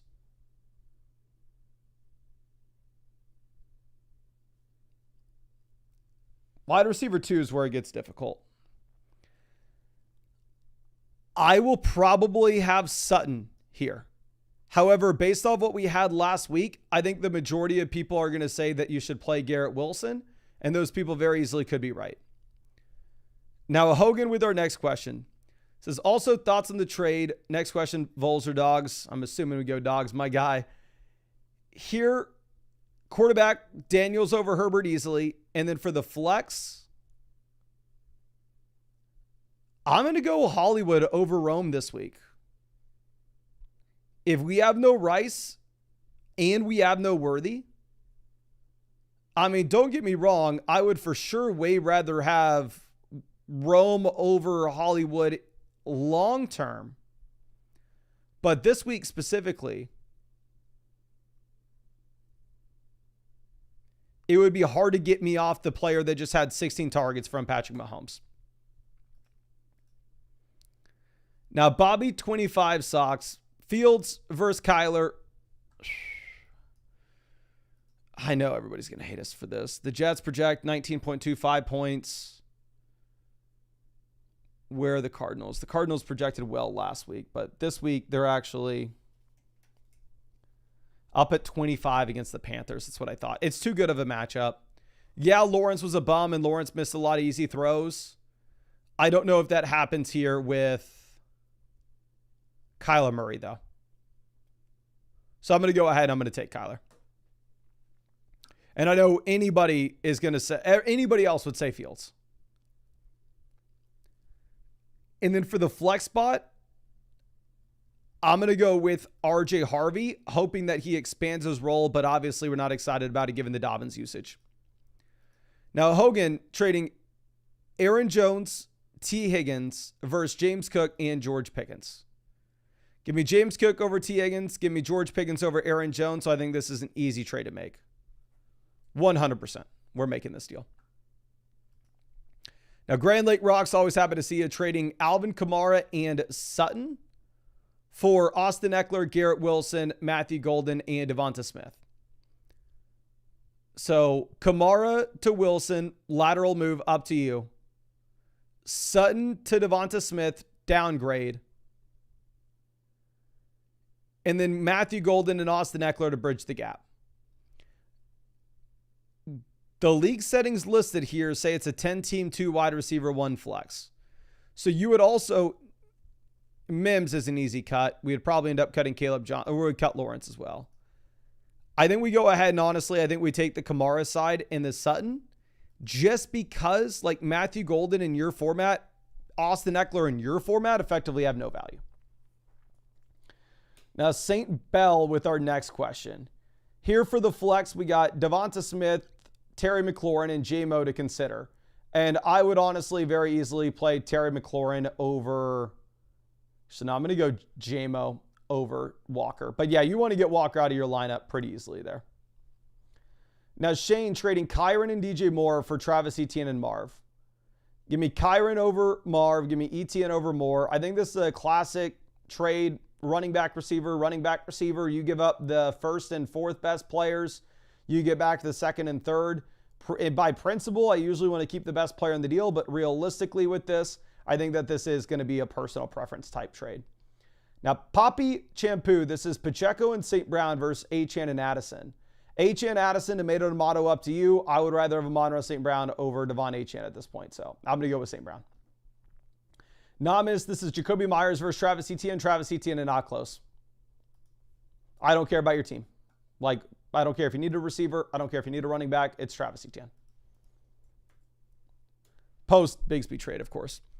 But we're going to get to Hood Pope's question in 1 second. Let's give away a free question to somebody in the chat real quick. All you got to do to enter for a free question is drop a like on the live stream, subscribe to the channel, and drop your flockfantasy.com username in the chat right now. We'll send you over some free questions. And also, we're streaming every single day. So and we're giving out a ton of free questions every single day. You can see how many of these questions are free on the sidebar. But, so set up a free account on flockfantasy.com if you haven't already. And also, if you hit the bell next to the subscribe button, YouTube will tell you when we go live. So you can come in and you can get your free questions to ask in the stream. But we got Gigantic Carnival. Let me see if I can find you and send some over your way. Gigantic Carnival, I cannot find you. I can only find you on my users page if you use code FLOCK on flockfantasy.com.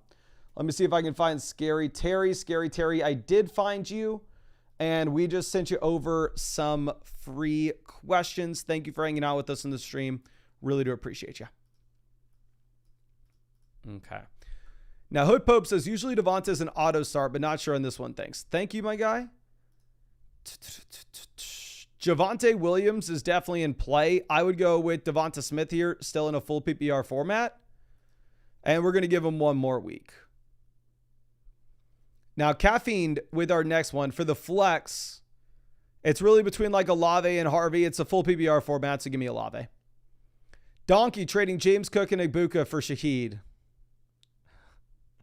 I'm assuming that this is a joke. We'll take the James Cook side. Idris with our next one. Running back, we're going to be going with Javonte over Trevion. Wide receiver, Ibuka. And then for that other flex spot, we're going to be going with Devonta Smith over Diggs and Trevion. Now, B-Dev between Tua and Fields, it's very, very easily Fields both this week and in the long term as well.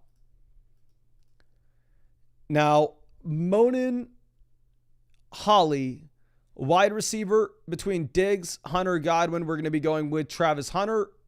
Actually played more wide receiver than Stephon Diggs did this week. Tight end. I hate to say this, but if we have no Isaiah Likely, which obviously we had no Isaiah Likely this past week. There were 80 points scored in the game, and Mark Andrews still did absolutely nothing. I am very interested in Mark Andrews. Now, I probably got to tell you Hunter Henry, though, realistically. And then for the flex play, it's Travis Etienne, not even really close. The game environment's too good. Now, X Vargas here, wide receiver on the bench would be Hollywood Brown if we wanted to get somebody in, or Devontae Adams. I'm not playing either guy over who we have in now. And obviously, we're not switching anything at running back or quarterback, so I think you leave that as is. Joey says, if we put in a trade question in about an hour, do you think you'll be able to get to it tonight? So here's how the trade questions and start set questions and stuff work. I go in order that they are received. I am not going to stop the live stream ever if we have trade questions and start set questions to still answer. They will be answered the same day that I receive them if I have not live streamed already. If you submit one after I've already live streamed, like if you submit one at midnight tonight, then maybe it's not going to get done. But yes, we will answer all of them by the time we are done streaming. If I feel like that's not going to be possible, then what I'll do is I'll just turn off start set questions, turn off trade questions on the site where people can't submit any more in. But for the time being, I think we should be able to be good to get to all of them. The only thing that I can't guarantee that we're going to be able to get to today will be additional roster reviews. But those are turned off on the site right now anyway.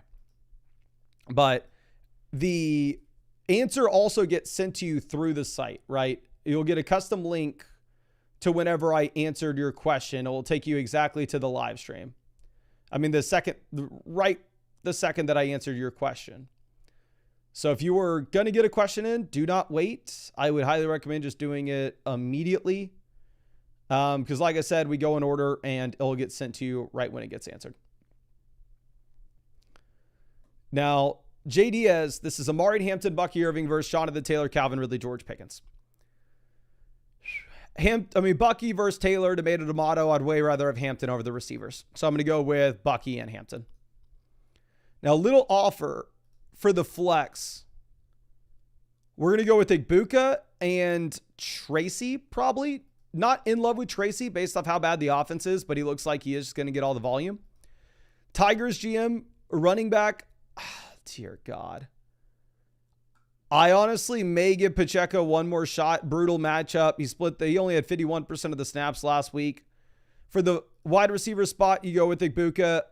And then if you needed a flex as well, I'd go Keon Coleman. And then tight end, I'm going to go Hunter Henry over Brenton Strange. Nacho Cheese for the flex. I'm going to go, but no, we already have Brian Thomas and Marv in. We have Bijan and Bucky in. So I think you go with the running back that's going to give you the workload. You're going to go James Conner. Cardinals are favored in that game. Tigers GM with our next start set. Wide receiver, we have Pittman, Kupp, and Rome to choose from. I'm going to go ahead and I'm going to take Rome. And then for the flex spot, we're going to be going with Pittman over Charbonnet in a full PPR format. Now, Higgy needs a tight end and 2 flexes. I'm going to be going with Kincaid over Ferg. And then for the flexes, we're going to go with the combo of Igbuka and Tony Pollard. Pollard had almost 90% of the snaps in Tennessee this past week. Lucas Brave trading Josh Allen and Garrett Wilson for Jaden Daniels and Nico Collins. Josh Allen, Nico Collins, tomato for me. Garrett Wilson versus Jaden Daniels, tomato. You look, I have Wilson 33 overall, Daniels 32 overall, Allen 17 overall, and Nico Collins 16 overall. So I can't mark either side as a winner. Obviously, if everything just rest of season is a repeat of what happened in week 1, it will be the Josh Allen side and it won't even be remotely close. But we can't just guarantee that that's going to be the case rest of season. I think you probably do get some serious regression with the New York Jets offense specifically. So it's going to be a personal preference here. Thank for you. Now, Dr. Lufa, this is Achane versus Sutton and JSN. I don't know the amount of teams in this league. I don't know the current setup there. So in a vacuum, I'd rather have Sutton and JSN. But again, I think that is going to be a little more dependent on your exact team and your exact league settings. Now, Bobby trading Travis Etienne, Josh Downs for Trevion and Keon Coleman. Give me Trevion over Etienne, but it's not that far off. Give me Keon Coleman over Josh Downs. So yes, I would go ahead and make this deal. You're probably going to look like you'll lose it in the short term. Like Travis Etienne is going to absolutely smack silly Trevion Henderson this week. But long term, I think that Trevion gets better. Big A the Don. This is Amon-Ra for Jonathan Taylor and Calvin Ridley. I know I ranked Amon-Ra St. Brown ahead of Jonathan Taylor coming into the year. That was a massive mistake. You'd rather have Jonathan Taylor straight up at this point, go with the Taylor side. 3-notch. This is Lamar, Debo versus Kyler and Achane. I'd rather have Lamar over Achane. I'd rather have Debo over Kyler. So I'm going to keep the Lamar and Debo side of this. Now, 1212 Andrew says, considering I have Ginty and Hampton, not sure if I should keep Achane or trade for Neighbors. I would trade for Neighbors. Achane had like 9 opportunities this past week. This is a completely fair price point, and you're just going to have to send up a prayer that Jackson Dart can come in and he can save this Giants offense. Sonny says, thank you. And are there any counters you'd recommend? So Bucky to Drake London, downgrade. Metcalf to Smith, downgrade. Jalen Waddle to Jordan Addison, downgrade. So it's very easily the Bucky side for me. If we were to make this move, how I would probably change it around is I'd probably say I keep Bucky, you keep London. Or if you wanted to trade Waddle and Metcalf for Devonta Smith and Jordan Mason, that seems more fair to me. But I don't know if I want to be swapping Bucky for London right now with London banged up and Bucky coming off a career high snap rate. Now, Ricky Bobby trading Judkins, Tet, Igbuka for Pacheco and Jamar Chase. This is going to be Chase, not close. Give me a Pacheco over Judkins and give me Chase over Igbuka and Tet easily. Andres is trading DeAndre Swift, Jefferson, Kupp for Lamb and Pollard. Give me Lamb over Jefferson. Give me Pollard over Swift. And Kupp is effectively 0. So I'm going to go with Lamb and Pollard. Now, Big Quap says, I can also potentially get Kamara for Pittman. I would trade Pittman for Kamara easily. Here, trading Drake London for Kenneth Walker and Devonta Smith would be a massive L. Please keep Drake London. Walker does not look startable at this point. JMA Reed is trading Swift, A.J. Brown, and Garrett Wilson for Neighbors, JCM, and Montgomery. So A.J. Brown to Neighbors, big time upgrade. Swift to Montgomery and Wilson to JCM are both downgrades. It said 10 team. Actually, I can't even tell you what the league settings are here. Best player in the deal is Malik Neighbors, but I feel like you are downgrading in a couple spots. So I think I may prefer the A.J. Brown, Garrett Wilson, and DeAndre Swift side, unless you needed help at running back. Now, Ironclad Knight coming through. Quarterback, I'm going to be going with Love over Stroud. Running back,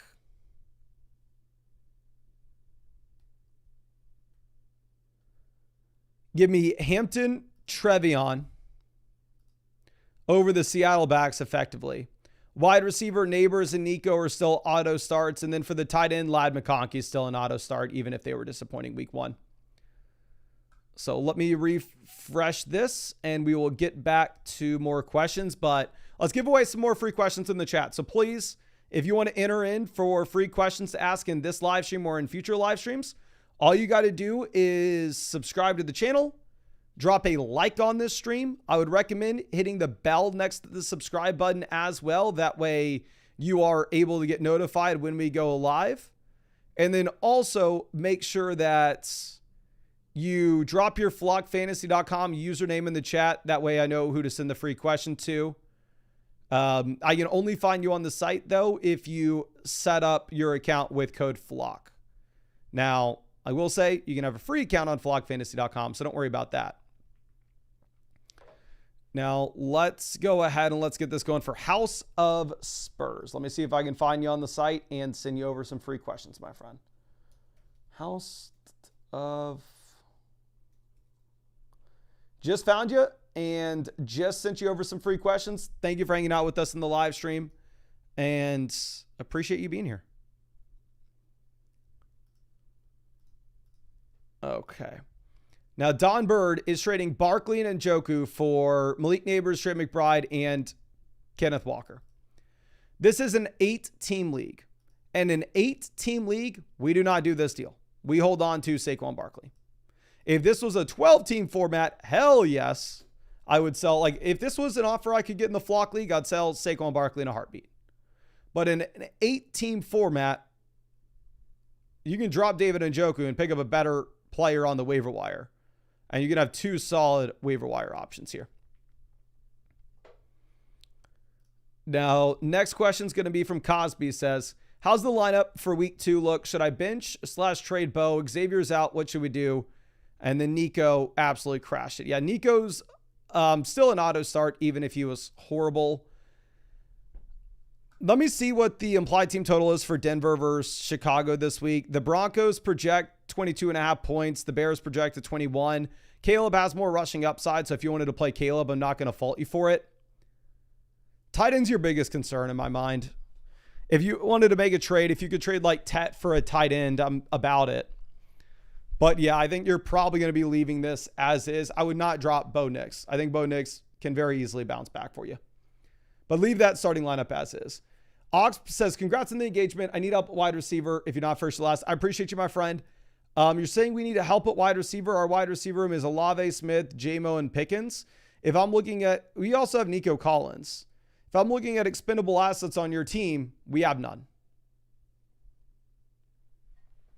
Like if you wanted to make a 2-for-1 deal where you just improve inside the starting lineup, if there's a world in which you could ever sell 2 of these wide receivers in a package for either A.J. Brown or Ladd McConkey, let's go for it. But I think that's probably going to be much easier said than done.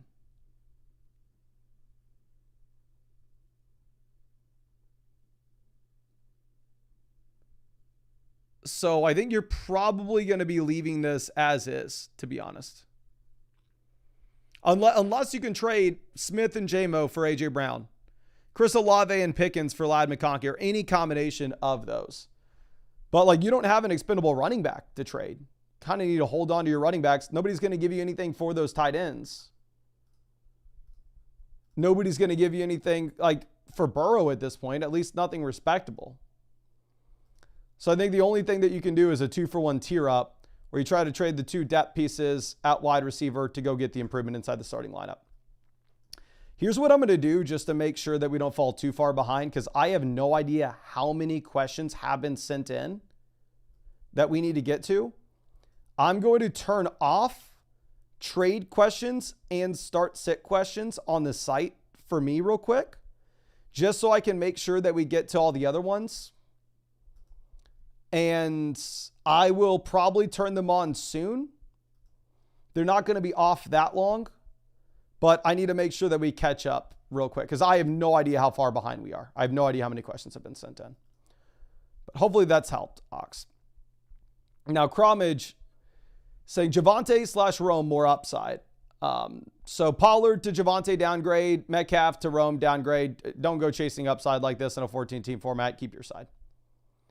Ox says, I need help at running back. Work your magic. So if we're trading like Tet and Ricky Pearsall for a running back with this team, it's a 2 wide receiver, 1 flex. We have Ford. We have the Cleveland guys. We have Bucky.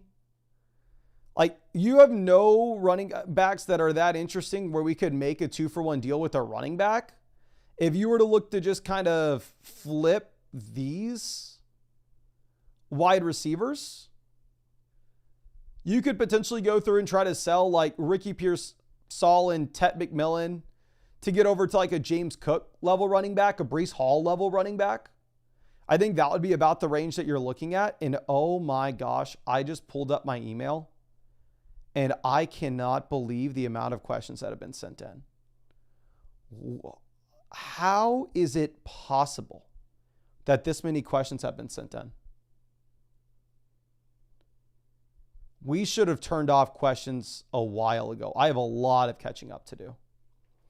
But yeah, I think the range of running back you'd be looking at for selling those receivers is James Cook, is Breece Hall. And it's just going to be difficult for you to make a move like that after what those running backs did week 1.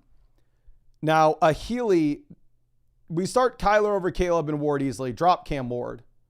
Actually, it's a 16-team league. Never mind. And here for wide receiver, I'm going to go Keon Coleman over Roma Dunze. Ox, again, you did not send in anything this time. I will send over a free trade question voucher for you. Clink says, it's Tracy instead of Blue. I need help with wide receiver. Is it worth it? So Tracy to Breece, upgrade. Connor to Marv. Let's go McBride to Marv, downgrade. Or paying James Conner to get it done. Let's go James Conner to Breece, upgrade. No. If this is Tracy instead of Jaden Blue, I want Trey McBride, James Conner, and Tracy. If this was actually Jaden Blue, then yeah, we would take the other side. But if you're saying it's Tracy instead, then no. Now, Jay is trading A.J. Brown here for David Montgomery and Tyreek. No, I'm not doing this. Not with Montgomery. Looks like he may be a handcuff running back at this point. Teddy, we need 2 plays. JSN as well as Ladd McConkey are the easy starts here at receiver. I'd still start Ladd over Wilson. And then for the flex, I probably do go Wilson over Tet and Igbuka here. I mean, Mike Evans still led the Bucks in targets. Jordan says plus $20 fab. So Swift, Terry versus Fields, RJ Harvey, Tet. Give me Swift over Harvey. Give me Tet over Terry. We pick up Fields. Right now our quarterback's Lawrence. So actually, yeah, I do think you have to go with the Justin Fields side, because I think you view Fields as a better option than just a typical streamer. Okay. Now, Shark, this is Chuba DK Metcalf versus Amon-Ra St. Brown. Amon-Ra St. Brown easily. Like, I have Metcalf, and I would pay that price in a heartbeat. Ben99 trading Bucky and Pickens for RJ Harvey and Malik Neighbors. Bucky to Neighbors, lateral move. Pickens to RJ Harvey, kind of a lateral move. It's a half PPR, 10-team league. So in that case, I think Bucky Irving's the best option. I'll probably keep Bucky. Joe Witt Hoodie says, hey, Mason, do I take this? Huge fan of Keon as well. No, you do not take this. It looks like your league's a deeper format, so I completely understand if you like why you'd be interested in this. But JSN looks like he'd be a top 5 wide receiver this week. I'm sorry, this season. David trading Ladd, Golden, Bowers for Hampton, Neighbors, Kelsey. Bowers to Neighbors, upgrade. Ladd to Hampton, lateral move. We're paying Golden to get it done. Yeah, we're going to go with the Hampton and Neighbors side. I think Ladd's going to be fine, but I think you are going to be super excited about what we get with Hampton. Now, Jordy Wheels with our next question. Here for the flex spots, we have like Ridley that we can choose from. And I would play Ridley over Cedric Tillman easily. The Browns project to be a much, much worse offense this week than they were a week ago. And I'd go Caleb over Michael Penix in a 4-point passing touchdown format with Caleb having more rushing upside. Jordy Wheels here with the second team to look at. We have Pollard right now down on the bench. I'd love to get Pollard in the lineup. I would play Pollard over Javonte. Pollard had almost 90% of the snaps this past week, and I think you can leave everything else as is. Now, Lil offer, this is Kyron St. Brown versus CeeDee Lamb. Ooh. Leftover at running back, we'd have Amari Hampton, Tyron Tracy, Kenneth Walker, Javonte in a 10-team league. Wide receiver, we just lost Worthy. If you just lost Worthy and our running back room's not phenomenal, I'd probably go with St. Brown and Kyron Williams, where this is a start 8 format. If it was a 10-team, 2 wide receiver, 1 flex, I'd be a little more excited to make it the trade, or if we didn't lose Worthy. Damage says, Yahoo says I win the trade. Not sure what you see. So if we threw this into flockfantasy.com, it will say that you win the deal as well. I'm completely fine with you going and getting this. Fact of the matter is, though, actually, I guess you have the Evan Ingram injury. So if you have the Evan Ingram injury, TJ Hawkinson will help you with it. D. Lopez says, I'm torn between asking for Neighbors or Marvin Harrison. I would way rather have Neighbors over Harrison. And I would do this trade in a heartbeat. I have Josh Allen and Travis Etienne in the Flock League. If I could trade Josh Allen and Travis Etienne for Amari Hampton and Malik Neighbors, I would do so today. So, yeah, you go get Hampton and Neighbors if you can. Now, Luis has at running back Pacheco, Sampson, Judkins for us to choose from. If Judkins doesn't play, give me Dylan Sampson. I expect Judkins to play, though, so in that case, we're going to go with Isaiah Pacheco. Now, Ethan trading Pollard and Jamar for Genty and London. I'm going to go with Jamar. I still think that Jamar is that top tier fantasy asset. If London was fully healthy, I would be more excited about the London side here than we are currently. Now, no Romo Joes. This is Evans versus Pearsall. It is Evans even if we have Purdy good to go. XX, I can't answer this question. If it's a super message, I can't see your team. Super messages are intended just for quick little questions. So you say any waiver wire starters. I put out a waiver wire video today, if that will hopefully help you. But I just sent over a free start set question to your account. I'm sorry, but I can't see your team if you send in a super message. Now, Griffin, this is Allen, Aaron Jones, Romadunce for Baker, Hubbard, and Lamb. Allen and Rome for Lamb in a 1-quarterback dynasty league. Give me Lamb. Aaron Jones for Chuba. Give me Chuba. So we're going to go with the Lamb side. Mason Smith. This is Travis Etienne, Brian Thomas, Ricky Pearsall for Malik Neighbors and Kyron. Brian Thomas to Neighbors, upgrade. Etienne to Kyron, upgrade. We pay Ricky Pearsall to get it done. Completely fair price point. Go get Neighbors and Kyron. I hate injuries. Always happy to see us. The same, Mason. Love what you're doing. I took your advice and dropped Stafford for JJ, but after last night, I don't know what to do about Hawkinson. I know you have him too. What should I do? I really appreciate you, my friend.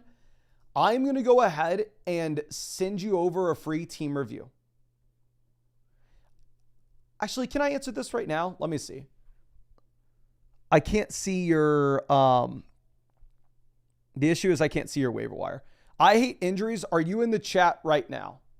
If you're in the chat right now, please let me know so I can ask you some questions.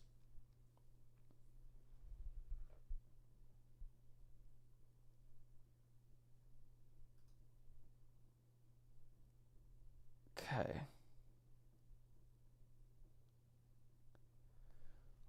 Let's see. Ethan says yes, but I can't tell if he's trolling. Axrock says, how much total is the annual Mother Flocker subscription? To get access to everything on flockfantasy.com year round and to get the free team review, the free trade question, the free start set question from me, if you use code FLOCK when you sign up to flockfantasy.com for the annual Mother Flocker, it would be $97. And that would get you access to everything on the site, the free team review, the free trade, and the free start set. I'm going to send you over a free team review here. I hate injuries. I feel like I can't really answer this appropriately without seeing all that stuff. And Ethan, I believe that may have been you, but I can't risk it not actually being you and you just being someone randomly that's trolling. So I don't want to I can't risk it. Not when somebody donates $50 and then all of a sudden if I answer it and we are talking to somebody just randomly trolling in the chat, I'll feel like absolute crap. So I'd rather send them a free team review for them to be able to get something in. Now, it's just Kev coming through. Says, plan to pick Hollywood, Judkins, or Johnny off the waiver wire. Marvin Mims is literally zero. Marvin Mims isn't worth a roster spot. David Njoku may not be worth a roster spot. You are trading. Here's what's happening. I just bought an engagement ring, just got engaged. This is equivalent to if I went to the engagement ring shop and I went, hey, I'll take this ring, I'll take this band, I'll take this diamond, and here are 5 literal turds. I walked my dog this morning. I picked up 5 of her turds and I brought them over to you for you to give me a couple diamonds. Yeah, this is the CeeDee Lamb side and Bucky Irving side, and it's not even like remotely close. You're turning turds to diamonds. Bitter Hornet says, do you think this is fair value? Here, I think these aren't exactly turds. And I say this as someone who has Bo Jacory, Krosky Merritt, and T. Higgins on their team. But these are like you're going to the diamond store and you're getting 3 rocks that you picked up outside and you're turning it into a diamond. I would way rather have Bijan Robinson here. Vito with the start set. Quarterback, give me Mahomes over Purdy with Purdy banged up and no Kittle. And then tight ends, I'll tell you to go Andrews. You have no likely for now, but Juwan Johnson may be the better play. Bones trading Amon-Ra St. Brown for Taylor and Jacoby Myers. I'd rather have Taylor straight up over St. Brown at this point. Now Todd trading Bijan for Chase. I have Bijan ranked over Jamar Chase at this point, especially in your league where it's a 2 wide receiver, 1 flex, 10-team format. Your running back room's really strong, so I'd understand if you wanted to do it, but I do have Bijan ranked slightly higher. But I understand how it helps your team. Now, Jan coming through for the flex. I would probably go Ricky Pearsall over Keon Coleman and Henderson if Purdy's good to go with no Kittle.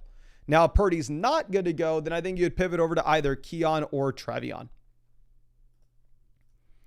Now, it's Archie. Says, what's up, Mason? Loaded at receiver. We need running back help. Let's go with it. Happy BR, keep 2 dynasty. So if it's a keep 2 league, it's not a dynasty league. It's a keeper league. Just I know we're getting nerdy, technical, blah, blah, blah. Don't call it a dynasty league in the future. It's a keeper league. And if it's a 2-player keeper league, you just treat it as if it's a redraft format. And here with that context, I would way rather have Jonathan Taylor over Achane and Devonta Smith in a redraft format. In the case that like you get a massive Tua bounce back, then maybe you end up regretting it, but we can't go with it. Now, Panthers Mitch, this is RJ Harvey versus Jordan Mason and Jaden Reed.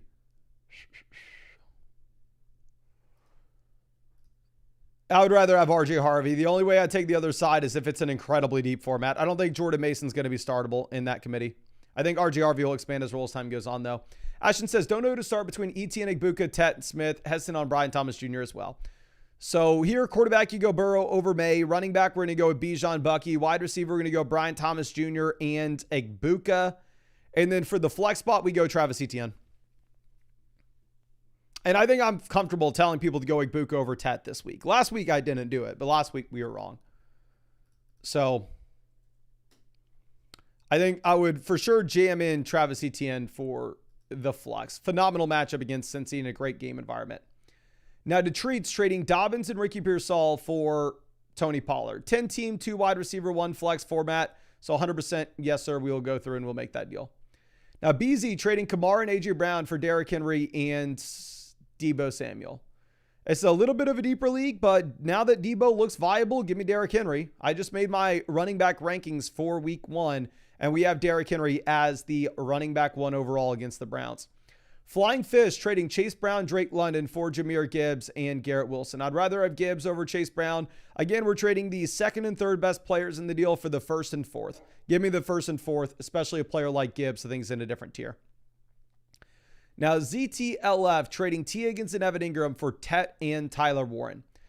Higgins to Tet, slight downgrade, but Evan Ingram to Tyler Warren, massive, massive upgrade. So yes, sir, I would go ahead and I'd make this trade. Now, Law MVP Jackson going from Kamara, Myers, Tet to Gibbs, which honestly, that enough is a reason to go with the Jahmyr Gibbs side. And then also you get Stephon Diggs, Jawan Jennings, and Keenan Allen, just as some meaningless wide receiver depth. Desired Ponage, this is Keon versus Lad McConkey. I want both Lad McConkey this week and rest of season. Flock Dustin trading DJ Moore and Igbuka for A.J. Brown. The starting lineup requirements for this is actually going to matter a lot. If you were to make this deal, you would have Puka, Travis Hunter, and A.J. Brown, and that's it. So for me, I think that with the lack of depth, who would we pick up off the waiver wire? Let me see. You get Hollywood Brown or Byshell Tootin off waivers. So it looks like kind of a normal setup from a waiver wire perspective. I know everybody and their mom's going to scream Igbuka just because obviously what happened in week 1. But I don't know how confident I can be in that.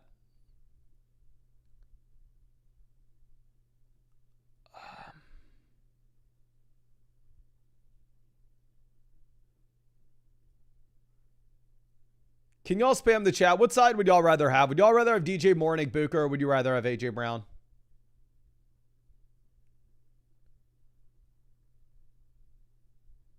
What side are you going with? Okay. It's like we got AJ, Igbuka, AJ, Igbuka, AJ. I mean, Igbuka, AJ, Igbuka, AJ, Igbuka, AJ, fair trade. Yeah, it looks like a fair deal. Looks like this is a league where you're really only starting 2 receivers and 1 flex. And if you're only starting 2 receivers, 1 flex, I'll go A.J. Brown. Now, Brady start Jalen Hurts here at quarterback. And then for the flex, we have Olave, Judy, Ja'Cory Cross-Merritt to choose from. I'm going to go with Olave if Eckler plays. But if Eckler doesn't, I will go with Ja'Cory Cross-Merritt. K-Baked trading Stephon Diggs for TJ Hawkinson. We have no Kittle. It's a fair deal. Am I going to tell you it's an exciting one? No, I have both of these guys on my team. But if we needed a tight end, I'm okay with it. Now, RH trading Sutton and Devonta Smith for Drake London. Give me London here. Pretty easily. Jose trading Kenneth Walker, Travis Etienne for Bucky Irving. Now, this is not even remotely close. This wouldn't have been close week 1. And now that we know Kelsey is a washed old man and Kenneth Walker is a committee running back, it's Bucky Irving by a mile. AGS Death coming in with a massive dono. Let me send you over some free questions. My friend says, who should I start my flex from my bench? Here right now, this is actually going to be a tough call. We have Matthew Golden, Isaiah Pacheco, and Austin Eckler. So if we were to look at what we have with Eckler's role going into the future, I think it is going to be shrinking. Matthew Golden should be expanding. And with Isaiah Pacheco, it's a complete unknown. Matthew Golden ran 13 routes week 1. So I don't know realistically how excited you could be about his usage moving forward. But at the same time, when we look at Isaiah Pacheco, he split the backfield effectively 50-50. So this is not an easy call by any stretch of the imagination. I think all these players, you have downside risk with them. If I had to go with one, I'm probably going to take Isaiah Pacheco. But I don't even know if we need to ask the chat. Let's go Pacheco. I'm not starting Eckler with Ja'Cory Cross-Merritt expanding his role. Now, Tricky Mitch trading Caleb, James Conner, and DJ Moore for Jaden Daniels. It's a 2 wide receiver, 1 flex. Leftover at running back, we'd have Kyron and Ginty. And wide receiver, we'd have Puka, Tyreek, and Hunter. So we can afford to make this deal. Let's go out there and let's get Daniels. Now, Eli with our next one. This is Judkins versus Aaron Jones. I would still rather have Aaron Jones in a committee than Judkins in a committee based off offenses. Tanner says, could I do better? It's an 8-team full PPR format, weighing out the options.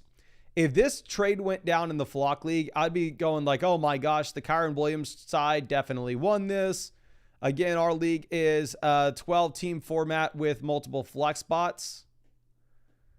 But here with your league specifically being instead a 8-team format with one flex, you just want to go ahead and you just want to take the best player, and the best player is Puka Nacua. So this is very much dependent on your league settings. Like I said, I think in my league, I would rather have the package, but in your league, Puka is going to be the side you want.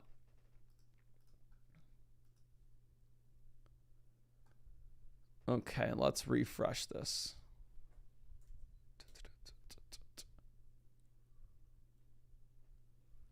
Beto, always happy to see us. Says, hey, and actually real quick before we get to this, Beto, let me give out some free questions in the chat. Of course, we give out free questions every single day in the chat. You can see most of these questions here on the side are free. All you got to do to enter in to get some free questions will be hit the like button on the live stream, subscribe to the channel, and then drop your flockfantasy.com username in the chat. You can have a free account on flockfantasy.com. Just for me to find you on the site, I need to be able to search you with code FLOCK. So if you've used code FLOCK on the site, I should be able to pull you up. Okay, let's go ahead and let's pick somebody. We got Ankle Bully 00. My guy, really appreciate you always hanging out with us and the streams, and excited to get some questions sent your way. Ankle Bully 00, you should have some free questions in your account now. Thank you for hanging out with us in the stream. Now, Beto says, with Worthy out, do I pick up Kayshon Boutte or Quentin Johnston? I'm very biased. I have a lot of money in Quentin Johnston this year. I would do very well if he played anything close to what he did in week 1 rest of season. I would rather have Quentin Johnston personally. Round 1 NFL draft capital. He was a decent year 2 wide receiver. People love hating on him for the drops, but realistically, he was not that bad in year 2. And then Purdy hurt. Do I go with J.J. McCarthy, Daniel Jones, Michael Penix, or C.J. Stroud? With Purdy hurt, you're effectively only going to be caring about what the week 2 outlook is for these guys. Michael Penix, don't like the matchup at all going up against the Minnesota Vikings. I would not do that. On the flip side of that, the Falcons matchup for McCarthy is nice. I would go ahead and not play J.J. McCarthy here, funny enough. The Vikings project score 25 points. The only offenses that project score more points than the Vikings this week going up against the Atlanta Falcons are the Packers, Bills, Lions, Bengals, Ravens. So I would probably play McCarthy here. Daniel Jones is a really tough matchup against Denver. Now, Lucky Luke trading Worthy for Etienne, Quentin Johnston, and Hollywood Brown in a dynasty league. If you're telling me, Mason, I am trying to contend, I really want to win this year, and Worthy's injury screws me, I understand this. Would I be excited to do it? No. The value long-term will very easily be on the Xavier Worthy side in Dynasty. But in terms of what we have here in the short term, you probably on a contending build are okay going and getting the Travis Etienne side of this. As obviously the Etienne side can help you win this year. Now, Dylan trading Tracy and Jefferson for Puka Nacua. I have Puka ranked over Jefferson, but to include Tracy in the deal, especially when our running back room isn't the best, is probably a little too rich for me. So I'd go Tracy and Jefferson over Puka. Beto with the trade, Ricky Pearsall versus Keon Coleman. With the Kittle injury, I'm going to go Ricky Pearsall over Keon. Now, B. Walters, this is trading Tet for Amari Hampton. I would rather have Amari Hampton here, especially in a 16-team format where running back's going to be almost impossible to come by. And I see people wondering in the chat why our questions are off. I had to turn the questions off from flockfantasy.com. You cannot ask me a question on the site right now because we are backed up on too many. Once I catch up on the current questions that we have, I will turn them back on where you can ask them again. So I will keep you posted on the stream, of course, when I turn those back on. But JP says, drop Spears for Harold Fannin. We have Amarian, Pollard, Scadaboo as our running backs. Bauer's my only tight end in a 14-team format. Yes, I would. If Spears isn't on your IR and you actually have to roster him, and it's a 16-team league, Harold Fannin could actually have a decent amount of trade value later on. Milan, yes, I'm going to be getting back to the team reviews after we get through all these starts hit. I'm going to be live streaming for a long time tonight.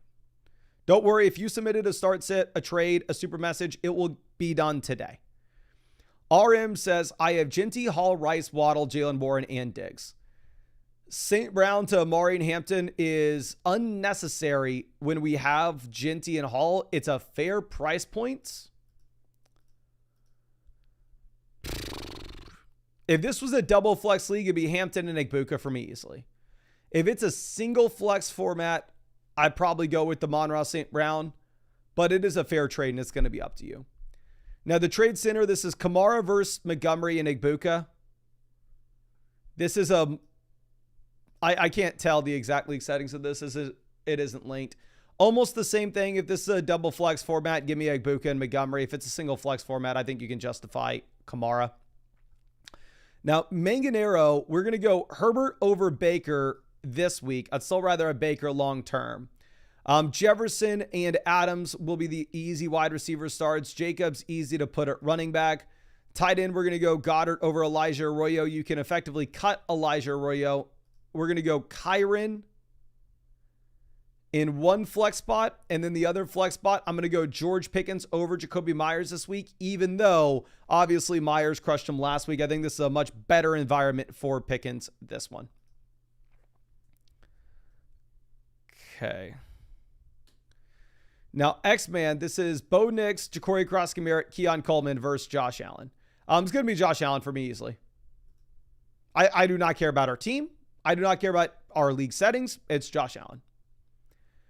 Now, TDMJ, this is Bucky and Mike Evans versus David Montgomery and Puka Nacua. I will go ahead and I will take Puka. And then thinking about it, I would rather have Evans over Marv.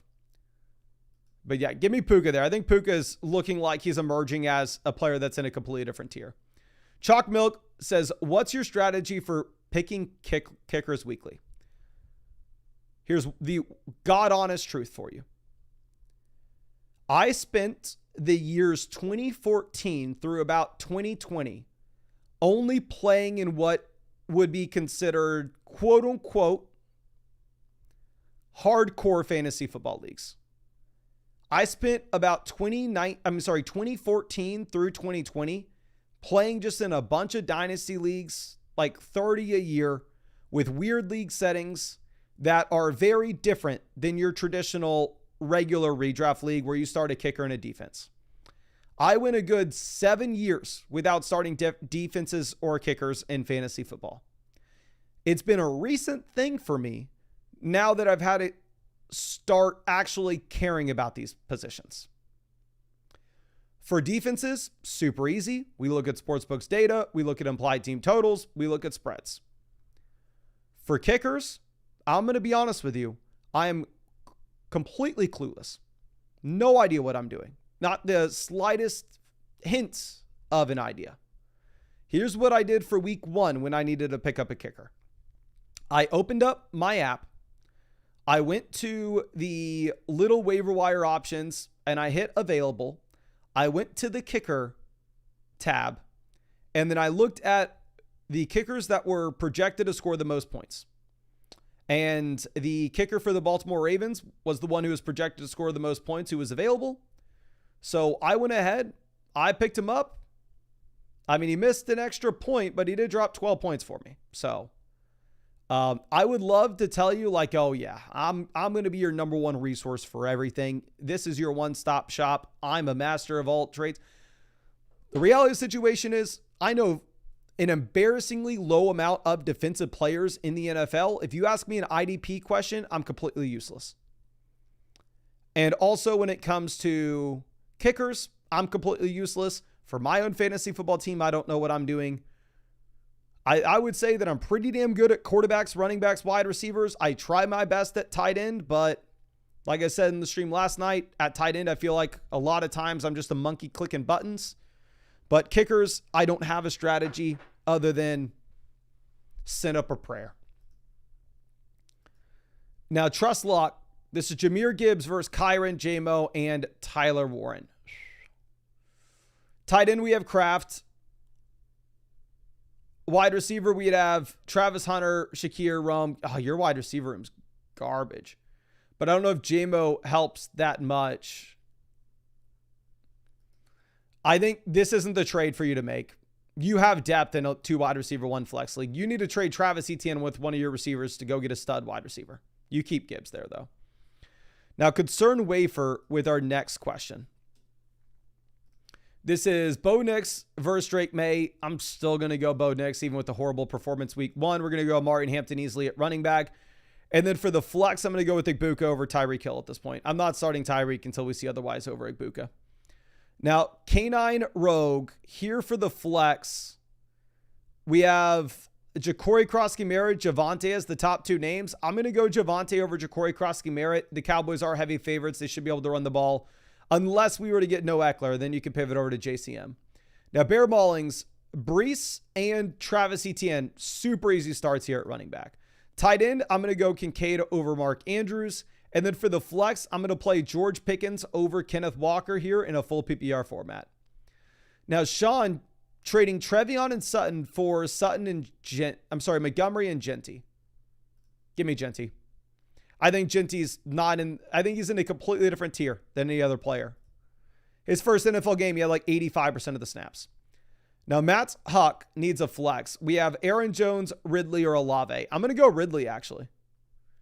I know we obviously did not want to start Ridley week 1. He had some brutal drops. It was a horrible matchup against Denver.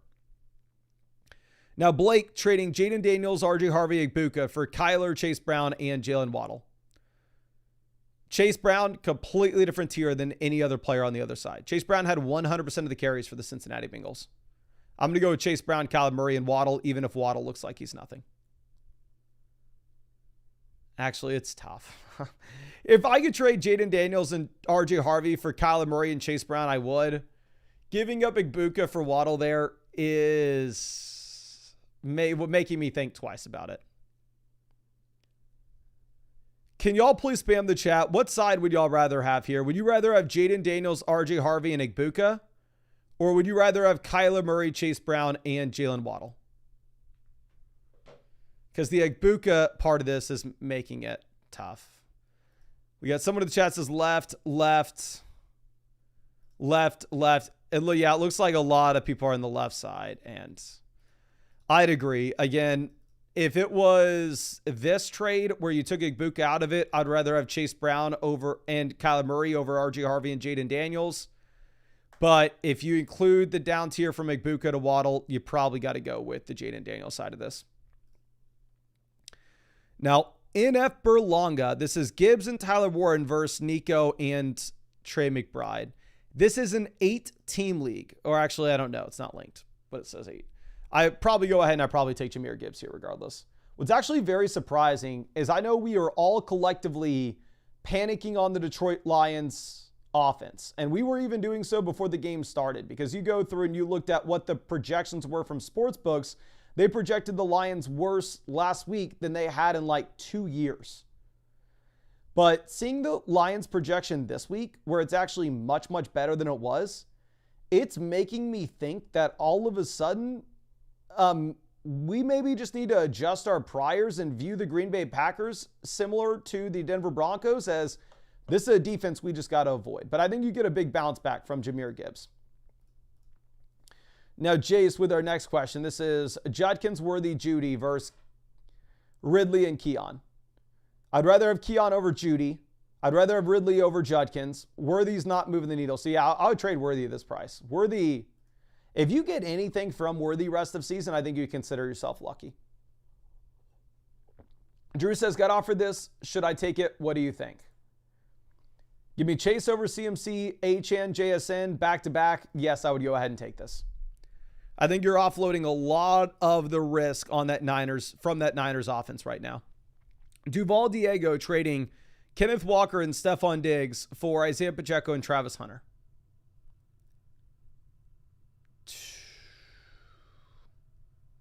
Walker to Hunter. Give me Hunter. Diggs to Pacheco. It's close. I'm going to go with the Travis Hunter side of this. Now, Benji says, my team is synced to the site. Keep 5 each year. So a keep 5 keeper league is kind of awkward. It's right in the middle of like a redraft league and a dynasty league. A lot of times people send in like, hey, this is a keep 2 keeper league. I'm like, oh, okay, we'll just treat it as if it's a redraft league. But here you actually do have to think a little more long-term. Bijan Robinson versus Bucky Irving. Bijan by a mile. Brian Thomas versus McBride. Close and up to you. So in that case, Jacoby Myers and Rachaad White aren't going to be bridging the gap for me. I'm going to go with the Bijan Robinson side. Now, Back Mask says, my running back room feels stressful, so this seems good. Wide receiver, we'd have leftover St. Brown, JSN, Tyreek as your wide receiver 3, Jacoby as your wide receiver 4. So yeah, if you wanted to pick up the extra running back, I'm not going to fault you for it.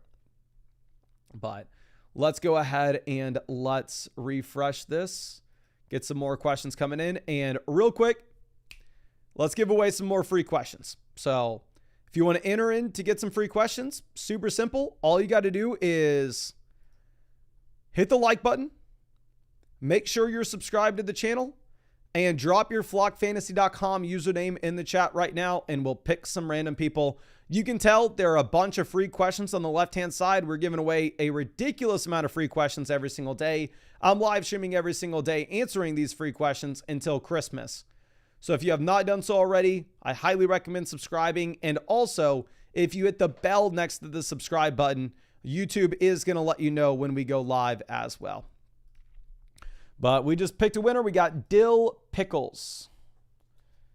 Dill Pickles. Just found you, my friend, and just sent you over some free questions. Appreciate you hanging out with us in the live stream on this beautiful Tuesday night. Now, our next question that we have is from OJ trading RJ Harvey and Devonta Smith for Jonathan Taylor. Not even remotely close. You want Jonathan Taylor. Ja Rule trading Mahomes and Jordan Addison for Jalen Hurts. Not even remotely close. You want Jalen Hurts. Ja Rule also trading Pollard, Adams, Goddard for Igbuka and Dylan Sampson. Adams to Igbuka, tomato. Pollard, Goddard to Dylan Sampson. Very easily the Pollard side. So I'm going to stick with Pollard here. Igbuka, obviously a crush in the short term, but you are eventually going to get Godwin back in the long term. Now, Ashton Genty fan, quarterback, I'm going to be going with Purdy over Penix if he plays, but that will be something we have to monitor. And then you will have Travis Etienne as an auto start in the flex spot this week in a great matchup against Cincy. Now, Cuff with the trade. This is Bo Nix and Kyron versus Jaden Daniels and Devonta Smith. So Kyron to Daniels, give me Kyron. Bo Nix to Smith, give me Smith. Fair deal, up to you. Leftover at running back, we'd have Amarian, Breece Hall, Jordan Mason, Judkins. Wide receiver right now, Travis Hunter's our wide receiver 3. It comes down to how worried are you about Bo Nix. So it is going to be up to you. If you wanted to make this trade, I'm not going to fault you for it, but I don't think it's like an easy win. Now, Bason is trading Kyler, Justin Jefferson, and London for Lamar, Pollard, and Lamb. I'd rather have Lamb over Jefferson. Lamar, London, up to you. Kyler, Pollard, give me Pollard. It's another fair deal. Do we need a running back? Yeah, now that DeAndre Swift got nuked. I'm sorry, not DeAndre Swift. Kenneth Walker got nuked. I think you take the Lamar, Lamb, and Pollard side. Now, Nas. This is T. Higgins and Matthew Golden versus A.J. Brown. This is a 10-team. Actually, if the league settings that were entered are correct, where it's a 10-team, 2 wide receiver, 1 flex, then in that case, yes, I would rather go ahead and I would rather take the A.J. Brown side. If it's a deeper league, then it's going to be a little tougher. Now, Zanny trading Gibbs and Brian Thomas for, this is a horrible deal. You do not do this. Yeah, give me JSN over Brian Thomas, but they're back-to-back. I would way rather have Gibbs over Kyron Williams, and I don't think Tyler Warren bridges the gap. So you want Jahmyr Gibbs. Vet trading Jefferson and Dylan Sampson for Egbuka and Jonathan Taylor. Deeper format here. Running back right now, we have Brees and no running back 2. So from a value perspective, I would rather have the Justin Jefferson side. However, I don't think it is a bad price point for you to get a running back where you so desperately need one. So value, give me Jefferson, but your team, give me Taylor and Egbuka. Now, Manifest Destiny trading Sharp and Sutton for Garrett Wilson. Yeah, Chief, I'll just go ahead and I'll take. What's our running back room? No, you can't do this. We can't be left over. Like Ollie Gordon is somebody that we need as depth. So I'm going to keep Sharp. I don't think Sharp's startable outside of a Kenneth Walker injury or until we see otherwise. But yeah, I think you actually need the depth on your team. Chase trading Nico for Jonathan Taylor and Keenan Allen. I'd rather have Jonathan Taylor over Nico Collins at this point. And 14-team format, running back's going to be harder to come by. And 14-team league, Keenan Allen may make a difference. So let's go for it. Now, Kazon, running back, we're going to go Chase Brown, Tony Pollard, auto starts. Wide receiver, give me Sutton. Tight end, give me Britton Strange over David Njoku. Honestly, F David Njoku at this point if Harold Fannin's going to be the guy. And then I'll go JMO there at the flex. I don't want to start Charbonnet. Seawood here with, says, does this trade make sense with my wide receiver depth? We're sending Malik Neighbors for Kyron and Metcalf. Running back, we have James Cook, Charbonnet, Jordan Mason. So we need a running back 2. Wide receiver, we'd have Puka, Harrison, and Metcalf. Value side's going to be Malik Neighbors and Jordan Mason. I understand the thought process behind this, though. Where, yeah, we kind of need help at running back, so I don't mind at all you going out there and you exploring what those trades would look like. And the Beretta, yes, start sit questions are closed. We have all our questions closed for the time being as we catch up on them. Now, Jay Weeble, we're trading Kyron in a future first for Genty in a dynasty league. For sure, give me Ashton Genty here, easily. Vito, trading Pickens and Andrews for Sam Laporta. Andrews is maybe nothing. Like, Andrews could be cuttable, especially when Isaiah Likely comes back. So let's go ahead and let's take Sam Laporta. Now, Waddle's 10. Flex. I'm going to go with Sutton, as well as Amari and Hampton. Even with Ricky Pearsall getting the bump with projections with no Kittle. Rox says, content idea, review how your best ball teams are doing weekly. Not sure why you aren't doing this. The reason I'm not doing this is I would say about 10% of people that are watching this live stream right now play best ball. Y'all can let me know in the chat right now how many people here would prefer me to have the Monday night live stream, us instead review our best ball teams instead of answering questions and talking redraft. So I'd assume that there's a good 10 to 15% that would like that. But I think the vast majority of people would way rather us do this. Now, Hub Bud says, panicking because Kenneth Walker seems like a dud. Kenneth Walker is a dud, and I'm completely fine. A 10-team league like this, 2 wide receiver, 1 flex. You go get the running back depth piece. Keenan Allen cannot turn into a league winner. If they phase out Aaron Jones, Jordan Mason can. Now, Cap trading JCM and Trey Benson for Garrett Wilson. Very easily Garrett Wilson here. I had a couple people approach me to trade for running backs in the Flock League today, and that's about the price point I was asking. I was like, you want a running back? That's the range of wide receiver that I want. And they all went like, oh, no, I can't do that right away. So, like, if you can get that price, go for it. Now, Juno trading Kraft for Dylan Sampson.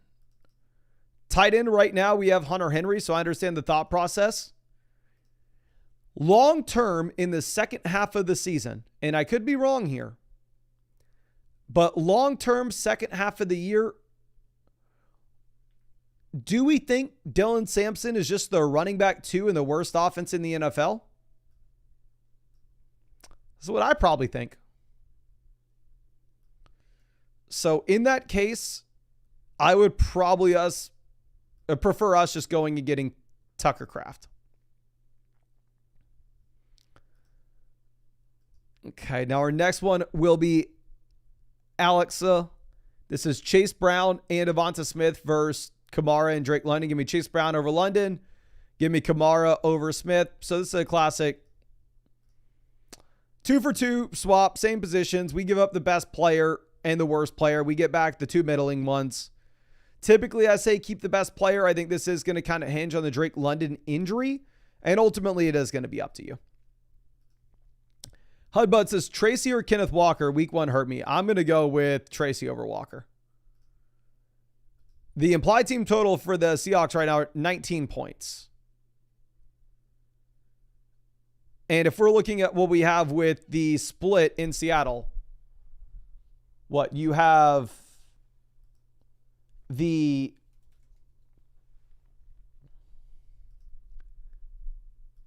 current split being a 50-51.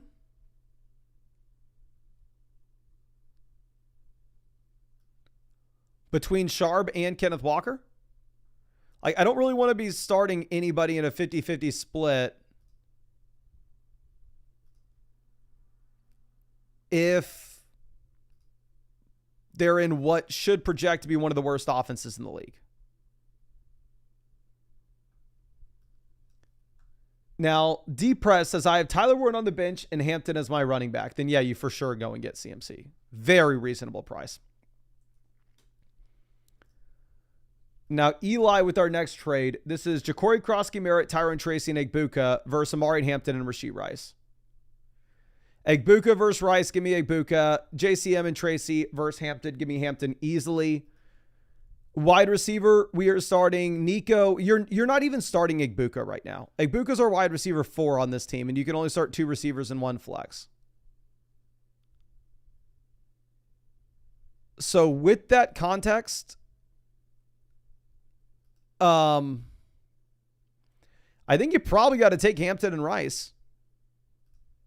Like, Hampton actually can hit your starting lineup. This is a league where depth doesn't matter. Now, Zelda trading Eckler and Ladd McConkey for Kyron Williams and Matthew Golden. Give me Kyron over Ladd. Give me Golden over Eckler. So kind of an easy spot regardless of the team. I'd rather have Kyron and Matthew Golden at this point.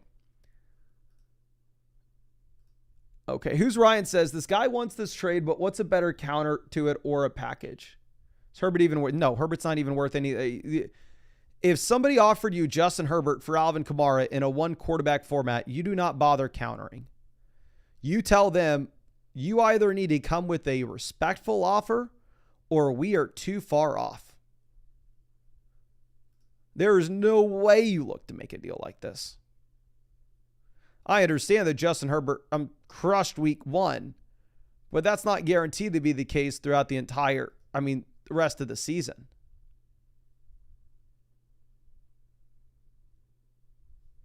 Yeah, so I would way rather have Kamara here. Now, let me refresh this.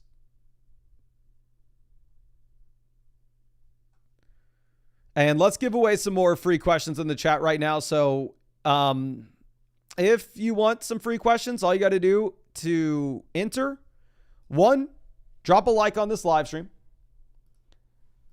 2, make sure you are subscribed to the channel. And 3, drop your flockfantasy.com username in the chat right now, and we'll pick one of y'all to send over a couple free questions to. Okay, so let's get this. We got Unbereavable. Unbereave. How the hell do you spell this? Am I spelling this right? Unbereave. Yeah, I cannot find you. I can only find you on the user's page if you use code FLOCK when you sign up, my friend. You can add it if you never used the code to your account page. Just go to your account page. I can't find you either, 49ers. I'm sure that's the same issue. Let's see. AVSTNP found you and just sent you over some free questions, my friend. Thank you so much for being a member of the flock, and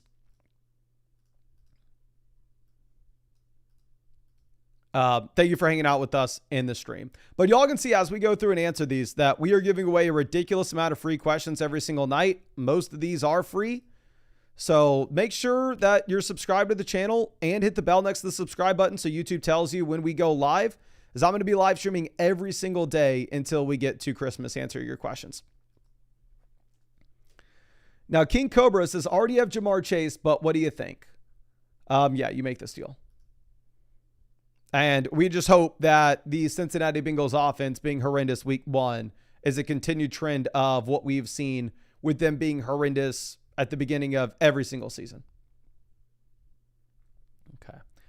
Now, Ethan, with our next one, this is Achane versus Taylor. Give me Taylor. Purdy and Mason versus Jaden Daniels. Give me Taylor. Daniels is not even really close. So we're going to go with the Taylor side, and I don't think it's close either. Now, Bube, this is Justin Herbert over Purdy this week easily. We're going to go Achane Hampton easily at running back. Wide receiver, give me the combination of Amon-Ra St. Brown as well as Garrett Wilson. Tight end, give me Tucker Kraft over Cade Otton. And then there in the flex between J-Mo and Avonta Smith. Not the easiest call, but we probably go with Jameson Williams. Now, Jay Ploak with the trade says, I have Evans already. What are your thoughts? I am not that concerned whatsoever about having Ibuka and Evans on the same team. I am one to not really be that worried if I have 2 players from the same roster on my squad. If anything, you're making a one consolidated bet that the offense surprises to the upside. So I think you are fine, to be honest. If we were looking at which side we're going to take in this, it's probably the Fields and Ibuka side. If Purdy was 100% healthy, I think you could be more excited about Ricky Pearsall. Craig Baby says, when will the start set questions be back up? I will turn my questions back on the site once we get caught up with all these, but we are behind. It probably is going to take us another 20 or so minutes. Beto says, I already have Warren, but not sure if I want to stack. You said you already have Warren. Is your team? Which Warren are you talking about? Tyler Warren. Oh, you mean Jonathan Taylor and Tyler Warren. I do not care about that whatsoever. I mean, here, if I look at this, Bucky Irving versus Jonathan Taylor, they're ranked back-to-back for me, tomato. If you were to make this deal, you cut Brock Purdy. And if your league is one in which there are no quarterbacks available on the waiver wire, which let's pull this up. Yeah, quarterback options on waivers are very frustrating. So if you make this, you can't roster 3 quarterbacks. You have to drop Purdy. But I understand if you wanted to pick up Caleb so you can actually play the matchups between Caleb and McCarthy going forward. Now, Squid, here this is Pollard and Pickens versus Amari and Hampton. This is Hampton for me, and it's not close. I think in the short term, Pollard may look good, but you're going to eventually get Spears back in. Now, Ryan Van, here we're trading away JSN for Chase Brown as an upgrade. We're giving Kamara for Pickens as a downgrade. Javonte for RGRV as a slight upgrade. Love Brian Robinson. Who cares? Best player in the deal is Chase Brown, but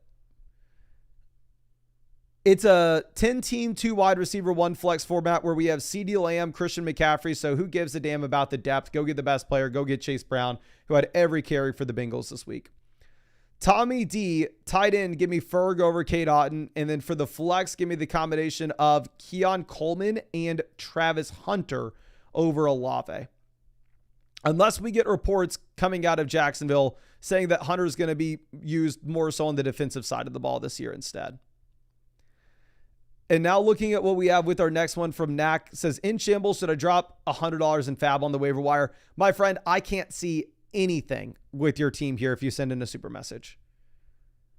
And I don't know any of the information. So I'm going to go ahead and send you over a free start set. But again, for everybody, the super messages are just meant to be quick little questions where If you wanted to ask like, oh, would you rather have Bucky or Chase Brown without linking to the site or like inserting a trade, you can use that. Or if you wanted to ask like, hey, I'm going to drop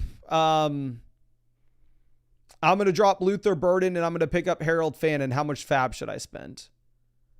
Then there at that point, it should be easier for me to try to give you some answers.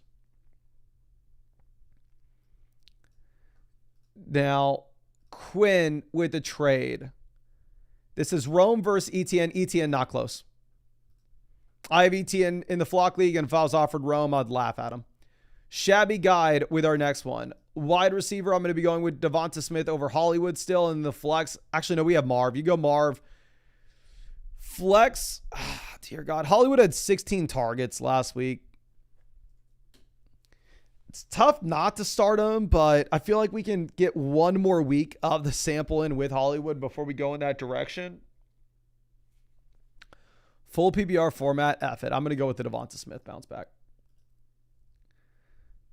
Trev, here, running back. You start Travis Etienne. Travis Etienne is an auto start for everybody this week. And we're going to go like Buka over Tet this week after what we had in week 1. X-Man trading Chuba Hubbard and Tucker Kraft for Jonathan Taylor. Jonathan Taylor, not even remotely close.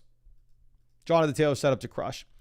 King Bob Goat. This is Ricky Pearsall, Ladd McConkey versus JSN and Devonta Smith. Give me JSN over Ladd and give me Devonta Smith over Ricky Pearsall. So we're going to go with the JSN side, not close.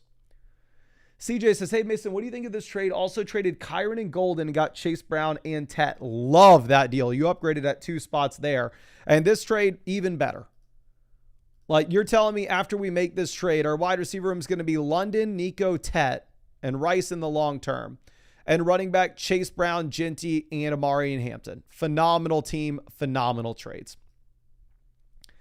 Stevie with our next one. Here we need a flex. We're going to go with Travis Etienne in a setup where it should be the highest scoring game of the week, and Etienne is going to dominate the target volume. I obviously can't start George Kittle on the IR. If you're looking at waiver wire options, you have a bunch. If we needed somebody for this week, I'd be looking at Hunter Henry or Juwan Johnson. And then here for the flex,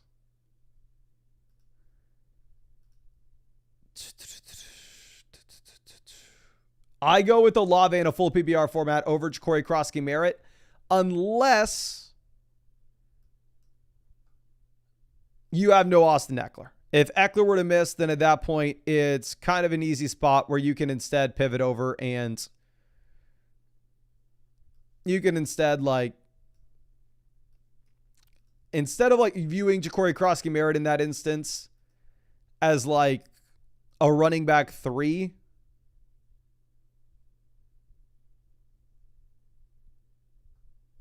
could very easily instead view him as an RB1. I'm sorry, not an RB1. Mid RB2, realistically. Now, El Dono, Egbuka included outgoing. Thoughts on the trade? So Etienne and Egbuka versus Achane and Sutton. Long term, the Achane and Sutton side wins easily. As long term, you'll get Godwin added back into Tampa, and I think Egbuka will be close to Sutton, and you upgrade a running back there. Now, BA77 here on the flex currently, our best option would be Ja'Cory Krosky-Merritt if we wanted to get somebody in, but I'm not starting him over Jacobs, Etienne, Devonta Smith, Devontae Adams, so I think you leave this as is. Long term, I think we probably pivot away from Mark Andrews, but short term, I think you still start him over Zach Ertz when you have no Isaiah Likely specifically. Okay. Now, C. Wary trading Travis Etienne, Brock Bowers for Trevion and Brian Thomas. Etienne versus Henderson. I'd rather have Henderson, but it's close. I would rather have Bowers over Thomas, especially in an 8-team league. In an 8-team league, everybody is going to have strong running backs and receivers. One of the few ways that you can differentiate yourself from the rest of the league is by grabbing an elite tight end. So yeah, I'll go ahead and I will take the Bauer side of this. Now, Kookie Bob does not insert whatever you were wanting to trade. So I'm going to send you over another free trade question. Please just put whatever you're meaning to ask there. Grimbley with the trade. This is Kenneth Walker, Ladd McConkey versus Amari Hampton and Sutton. Hampton and Ladd are about the same for me. I'd way rather have Sutton over Kenneth Walker in a 50-50 split at this point. So for me, I think that this is probably an easy spot to go ahead and to take Amari Hampton and Cortland Sutton. Now, Loon, here at running back, we are going to be going through and starting Pollard with the 3-down workload. Tight end, give me Tyler Warren over Kraft. And then wide receiver, give me the combo of Igbuka. And then I'm going to go Travis Hunter over Stephon Diggs. And honestly, F it. If it's a full PPR format, give me Travis Hunter over the options that you have in Seattle. But I'm going to have to refresh this. As I do this, we'll give away some more free questions. As y'all can see, the vast majority of the questions that we answer on the site are free. We're giving away a ton of free questions every single day, live streaming, answering as many questions as we can every day. We are grinding our way to 300,000 subscribers, something I never thought that would be possible, but somehow we are actually looking like it has a shot. So if you want to get some free questions for this live stream, the next live stream, whatever live stream you want to use them in, just to enter, go through, hit the like button on this live stream, subscribe to the channel, and drop your flockfantasy.com username in the live chat. As long as you signed up to flockfantasy.com with code FLOCK, I should be able to find you.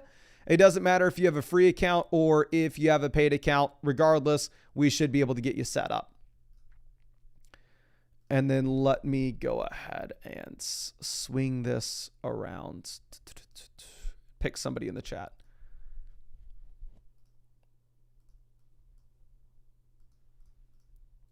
Okay, we got flawed assets. Just found you and just sent you over some free questions, my friend. Really appreciate you hanging out with us in this live stream. Okay. And let's move this over to our next one. This is Mitchie Mabes. Says, just made this. Did I overreact from week 1? Not at all. JSN over AJ Brown easily at this point for me. And Kyle Pitts, Evan Ingram, both are kind of meaningless tight ends. So, yeah, I would, any way you could upgrade from A.J. Brown and JSN and throw in a meaningless player, let's go for it. Other thread, trading Pollard and Sutton for Josh Jacobs. Give me Josh Jacobs. Not tough. Like, Spears eventually going to come back into Tennessee. Pollard's not going to be a 3-down running back forever. Cool Kid says, are Etienne Ridley for Harvey and Devontae Adams? I would rather have Etienne Ridley over Harvey and Devontae Adams. Javonte and Calvin Ridley versus Brian Thomas Jr. Is Brian Thomas Jr. It's not even remotely close. Even if you are looking at Trevor Lawrence just continuously missing throws over and over and over again. Okay, our next one's going to be Markey trading Achane, Aaron Jones, Garrett Wilson for Breece, Amari Hampton, and T. Higgins. Wilson to Higgins, lateral move up to you. Achane to Hampton, slight downgrade. Amari Hampton to Breece. Aaron Jones to Breece, massive upgrade.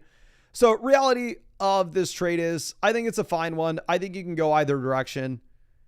I probably prefer the Amari Hampton and T. Higgins side, but by no means is this an easy call. Again, I do think that this one's going to be up to you. Now, Brad, with our next question, we're trading Jalen Ward and Devontae Adams for Travis Etienne and Travis Hunter. Give me the Travises, give me the Jags, and let's send up a prayer that we have Trevor Lawrence getting better at some point. Now, Sutsky, this is Kyron, Jalen Ward, and Travis Hunter, Mike Evans versus Amari Hampton, Igbuka, Josh Downs, Michael Pittman. Kyron to Hampton, give me Kyron, but not that far off. Hunter to Igbuka, give me Igbuka, but not that far off. Evans and Warren versus Downs and Pittman, give me Evans, and it's not close. Yeah, so I'm going to go ahead. I'm going to take the Mike Evans side of this.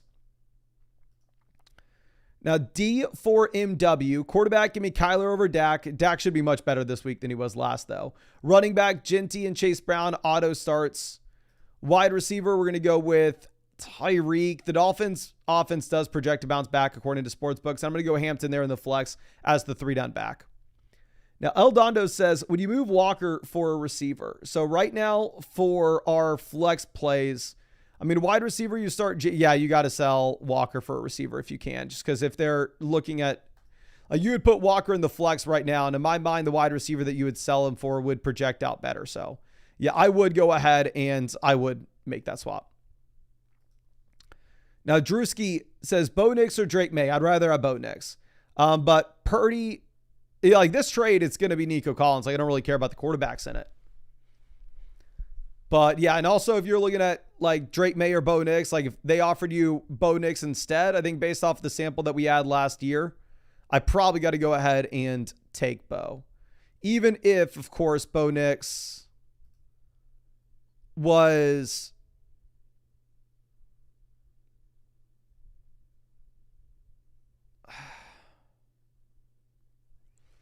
really, really bad week one. Like we can at least acknowledge that. It's really, really bad week one, but at the same time, you have a large sample of him playing extremely well at the end of last season. The Don John trading T. Higgins, Zay Flowers for Amari Hampton and DK Metcalf. Metcalf, Flowers, tomato. I have T. Higgins in the flock league, and I'd rather have Amari and Hampton. So I'm going to go with the Hampton side. Now, Killif Alive says, Kenneth Walker as my running back 2 worries me now with Zach Charbonnet. I'm going to go with Igbuka. The thought process here is we've seen Pollard for quite some time. We know who Pollard is. Pollard is very exciting here in the short term as we have no Spears because by default, he is an anchor RB. But how long do we expect that to last exactly? I don't know. So for me,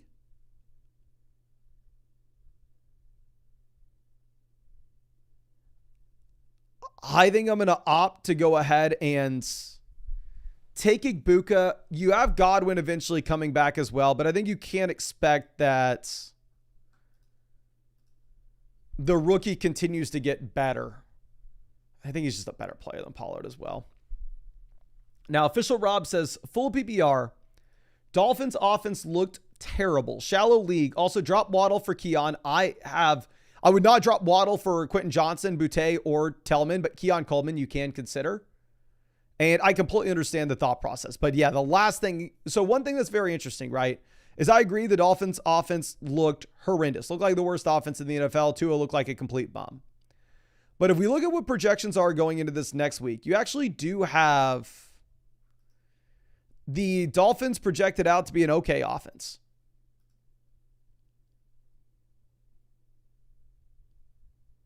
Like the Dolphins project to bounce back in a big time way.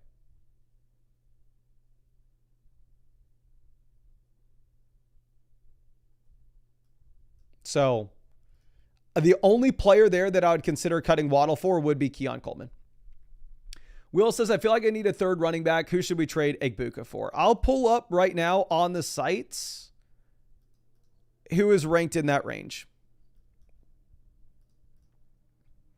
So Igbuka right now on the site is ranked wide receiver 21. The running backs in that range are Trevion, Chuba, Travis Etienne. If you could get to Kamara, James Cook, it'd be a no-brainer. And the last running backs that you would consider would probably be James Conner and Tony Pollard. Now, Chris says 8-team double flex league, no tight ends, have Igbuka, Etienne on the bench. 8. If this trade went down in the flock league, it would be so bad, I would veto it. I would say there's no way that we could do this. But with this being an 8-team league, where you have Igbuka and Travis Etienne on the bench, and at the same time, we go to the waiver wire, there's Tyler Warren, Keon Coleman, Jordan Mason out there on waivers. It is a reasonable trade for you to make. It is difficult for me to get over the idea of this kind of cost. And what I would way rather do is I'd way rather go and try to trade up for the elite quarterback by selling away like Josh Jacobs and Baker Mayfield to try to get to Josh Allen. But in an 8-team league, I understand you going through and doing this, but I would never suggest anybody to do that in a 12-team or even a 10-team league. Now, O Tizzle trading Jordan Mason and Kincaid for JMO. It is going to be on your team. Fair trade. I'd probably rather have Jameson Williams in a vacuum, though, if you can start up to 4 receivers weekly. Now, Mini Guapa trading JCM, Jamar Chase, Igbuka for Chase Brown, Jacoby Myers, and Amon-Ra St. Brown.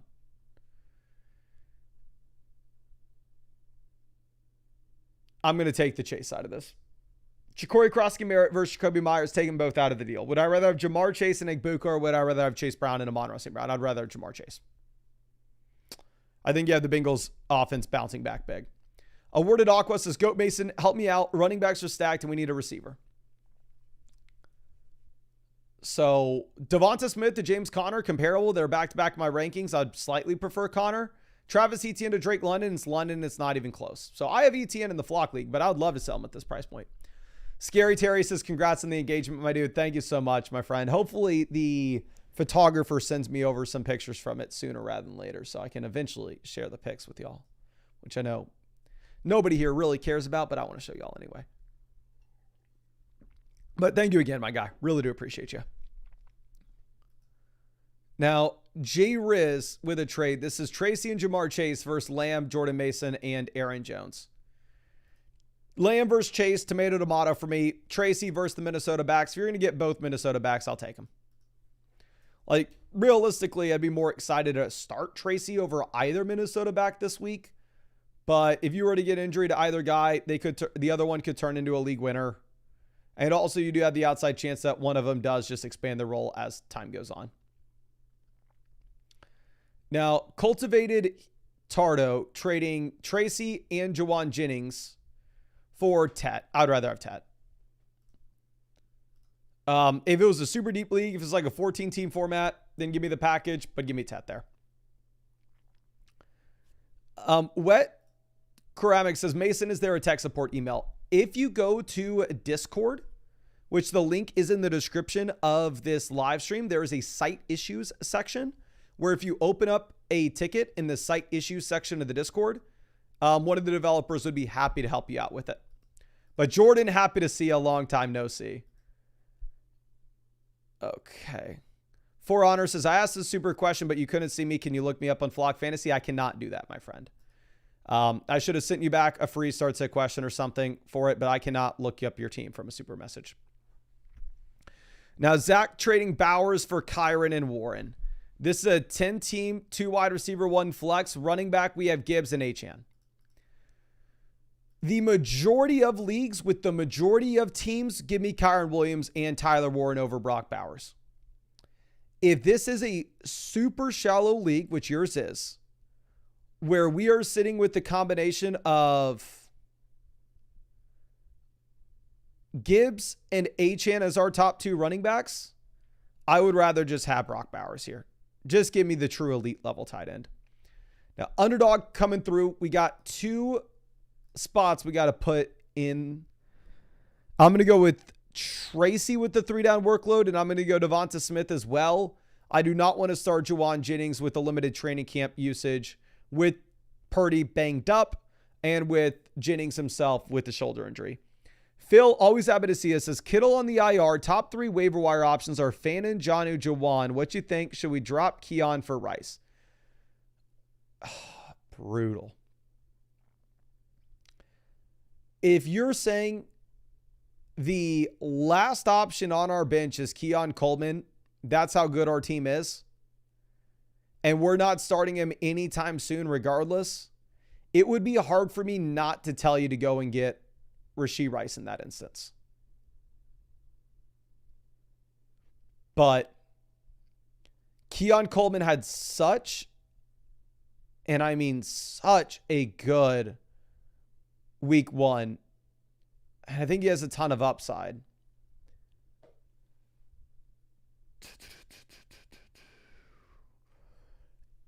So I think Harold Fannin is a lot. I'm going to tell you here. I can't. God F me. Harold Fannin, I'm going to move ahead of Jawan Johnson in my tight end rankings rest of season.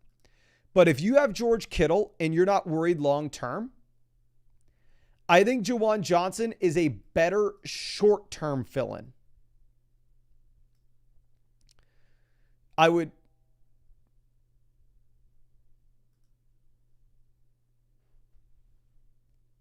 Probably prefer both over Jonnu. I'm going to move Jonnu behind Juwan. I'll move Juwan up dramatically. I'd rather have Juwan over Brenton Strange.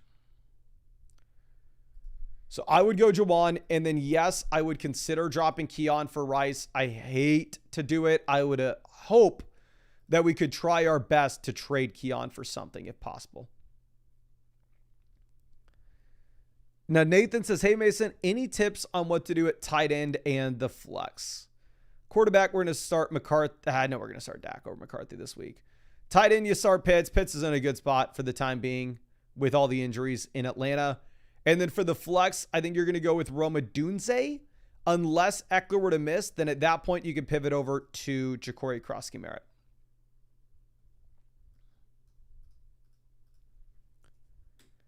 Now, let me go ahead and refresh this here and bring up some more questions.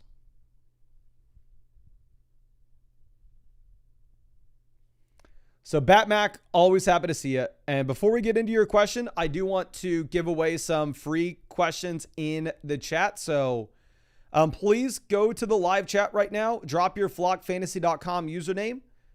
And we can pick one of y'all to enter in some free questions. The only thing you got to do to qualify to win is drop a like on this live stream and subscribe to the channel. If you hit the like button and subscribe, you will be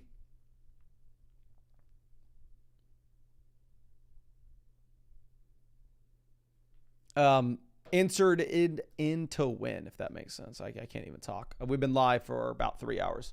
And we're going to keep going for quite some time. It was funny. I told the now fiance.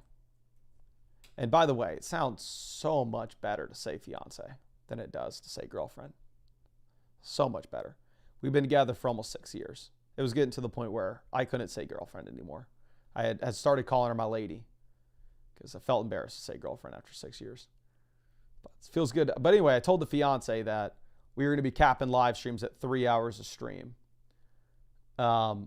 Most days this year. And it looks like I lied. It looks like we are right back to where we were before with the 5 to 6 hour live streams. Okay. And Yellow Pine is expensive roadway. Let me see if I can find you on the site, my friend.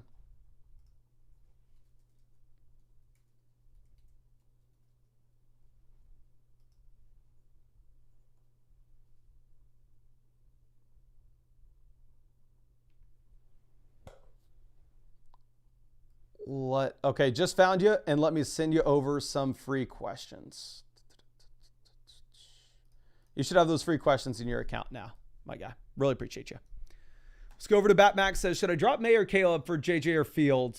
Started May last week. I would start May for Fields. Just get the rushing upside. I think May is a much, much, much better real-life quarterback, but for fantasy purposes, if Fields is going to run the ball, you want Fields. Mark says, hey, brother, you're not doing team reviews tonight. Right now, we are too backed up on questions. So we are catching up on all the questions, and then we can turn them back on the site. Now, Mavi, I'm trading Brees and Jacoby for Kyron. This is a super shallow format. If it's a really shallow league, I'd rather just get the best player with Kyron Williams. I think you are going to get some regression with the Jets offense. The magical skull bus. Here we got 2 running backs with Ginty and Bijan as auto starts. Wide receiver. How the hell do you have this team? Wide receiver, we're going to be going with Lamb and Adams. Tight end, Tyler Warren over Kelsey. And then for the flex, we're going to go with Breece Hall. Actually, I'm going to go Pollard over Breece. Until we get Tajay Spears back, I think you have to play Pollard. Now, Caldo's tight ends on waivers are Ertz, Strange, Fannin, Hunter, and Jawan. I would go Hunter Henry there at tight end. And then running back, we're going to go Pollard over the Denver guys. And then for the flex, it looks like Ekbuka is just a jam. I'd play him over Terry at this point. Commando trading Ginty, DJ Moore for Bucky, Devonta Smith, George Pickens. DJ Moore, George Pickens, Tomato Tomato, Ginty, Bucky Irving, Tomato Tomato. You get Devonta Smith for free. I'm okay if you want to do this. I think it's a fair deal, and it's ultimately going to be up to you. I really like Ginty, but obviously Bucky looks like he's set up to crush as well. Now, Davey, we have the Denver running backs. I'd go Dobbins over Harvey. Wide receiver, we're going to go with St. Brown and Nico as auto starts, even after the disappointing week 1. I'm going to go Hawk versus Kraft. I'm going to go Hawk with the Minnesota Vikings projecting to be a much better offense this week. And then I'm going to go Sutton over Tet with how bad Bryce Young looked. Now, Grantley FF, wide receiver, I'm going to go ahead and I'm going to take... I'm not going to answer that. DeAndre Swift at running back, and then we need 2 receivers. It's between Travis Hunter, Keon Coleman, and Hollywood Brown.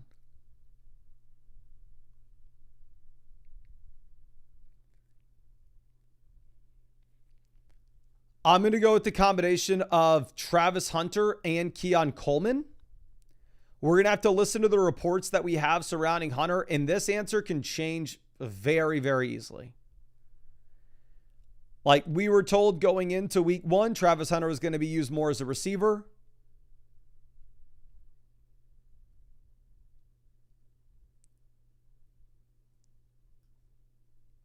But we'll see what the reports say about Travis Hunter defense versus offense this week. Skip my Lou. I'm assuming that we need 2 running backs, 2 receivers, and a flex. At tight end, I'm going to go Hawk over Loveland.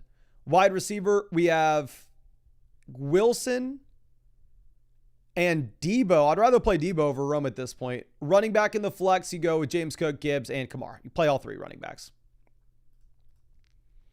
Now, Noof with our next question. We need 2 flex spots. We have no Worthy. We have no Rice. I'm going to go with Terry McLaurin and Chris Olave until we see Henderson have more touches than Ramadre. Nick, man, this is Jonathan Taylor versus Puka Nacua. Give me Puka. Sutton versus Pacheco. Give me Sutton. So it's a fair deal. I probably opt to go with the best player in it with Jonathan Taylor. But I'm sorry, with Puka Nacua, I apologize. But I would not fault you at all if you wanted to go with the Taylor side and get the additional guaranteed starter.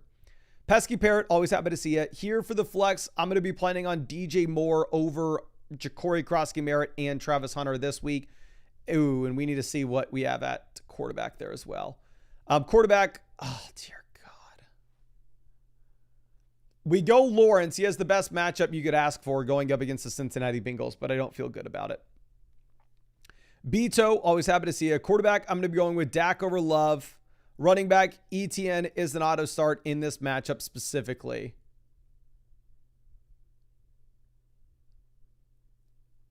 Wide receiver, give me Nico and Egbuka. And then we need a 3rd receiver as well. We're going to go Pickens. Tight end, McBride, and then the double flex. This is a great team. Brees and Hampton in the double flex. You are crushing your league mates there. Now, bang, boom, quack. Wide receiver, give me Debo. Actually, give me Pickens. Pickens is in a really good game environment this week. I'm going to go Goddard over Kraft. I think you will see Philly be forced to throw the ball a bit more than they were a week ago. And then I'll go Travis Hunter for the flex spot. Now, Scarface says, I'm looking to include a trade with these 2 guys. What are your thoughts? 2 wide receiver, 1 flex. If you were trading these 2 players, we'd have CMC, Brees left over at running back, and then that's about it. So I'd be asking for a better running back in return. So if I look at the running backs that currently on the site are ranked right ahead of Travis Etienne, you have like Chuba, Trevion, but I would try to get up to the tier of Kamara, James Cook, Brees, Kyron, Amari, and Hampton. And then obviously anybody beyond that's a smash.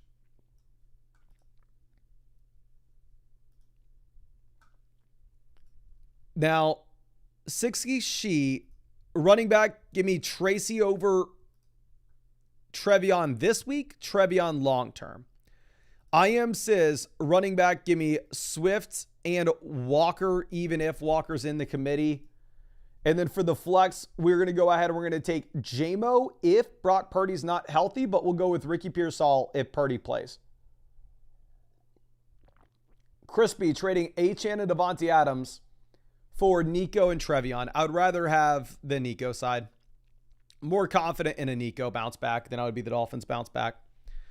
Ryan here We need to check the bench. We have Devonta Smith as the best option. I understand that Smith was horrendous week 1 in fantasy, but I would still rather have Smith over Jerry Jeudy. Like right now, you have the Browns projected out to be the worst offense in the league. Now, Xanax here, tight ends, give me Dallas Goedert over Loveland.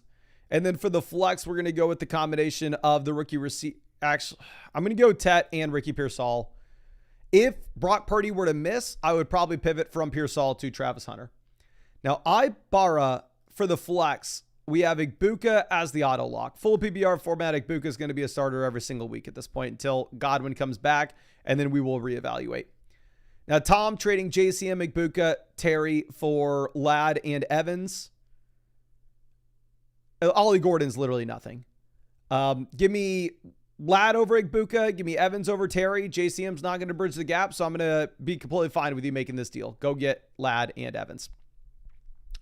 Sean Moe, quarterback. We got Burrow, and I'm assuming you're asking like waiver wire options. I'm not going to start any waiver wire quarterbacks over Burrow. And then for what we have with the bench, Isaiah Pacheco would be the best guy to get in the lineup, but I don't think we can take anybody out for Pacheco until we see Pacheco actually dominate the touches. Hey says, going to try to pick up Quentin Johnston. So let's answer this as if we have Johnston, as if we don't. I'm going to go George Pickens for the first flex spot regardless.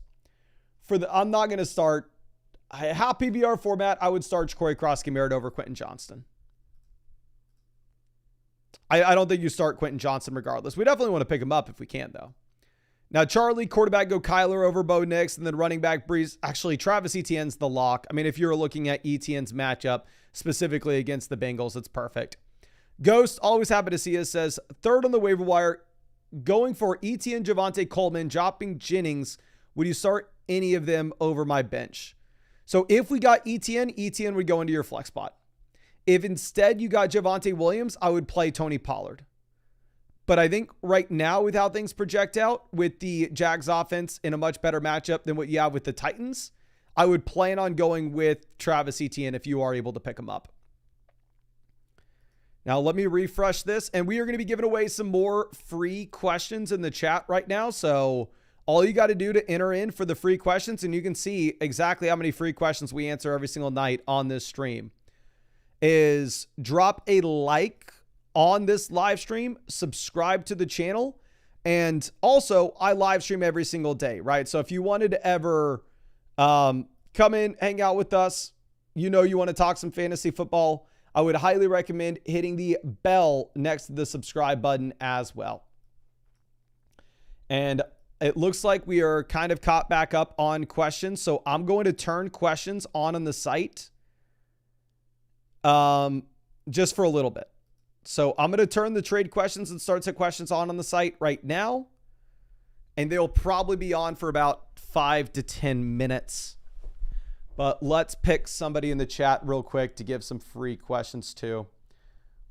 We got JPS 15. Let me see if I can find you, my friend, and we will send you over some free questions if I can.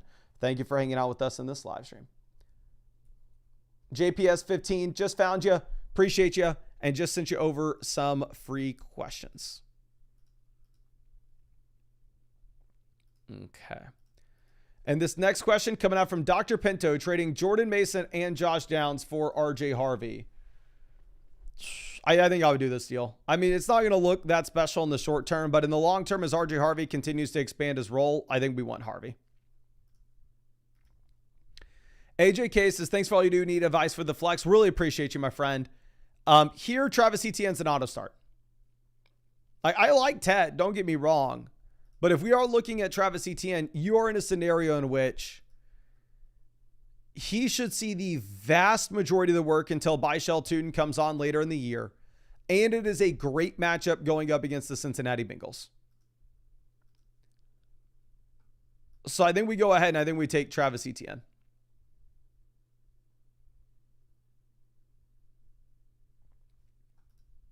Okay. Squinty Rice says, I got a $91 bonus from Underdog today, and it says claimed playback in my transaction history. Did anyone else get that? Can y'all please answer this in the chat. I have no idea what this is even a reference for. I know Underdog has like bonuses if you play a lot on the app, but I don't know. I've never looked into them.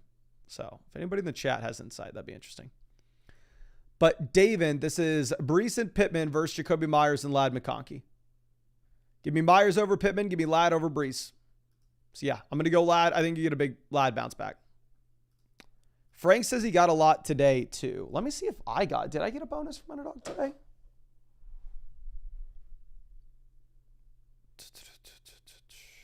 Let's see.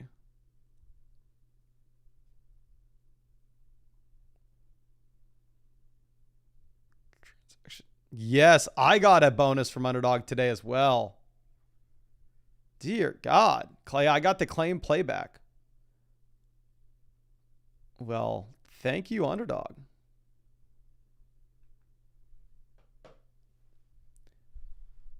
But America Mac, here, quarterback, if Purdy plays, you go Purdy. But if he doesn't, we'll go Penix. I think I would go with the banged up Purdy with no Kittle over Michael Penix.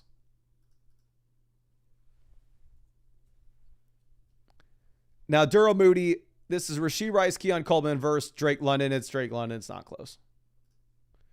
Always the Jag says, Worthy killing me. Any moves? Rome owner wants a running back, but probably wants Pollard, might hold strong. So Pollard's in our flex. Wide receiver, we go Debo. I don't know if you have enough depth to make a trade after the Worthy injury. If you wanted to trade Pollard and Waddle and get the best wide receiver you can, I'm not going to fault you for it.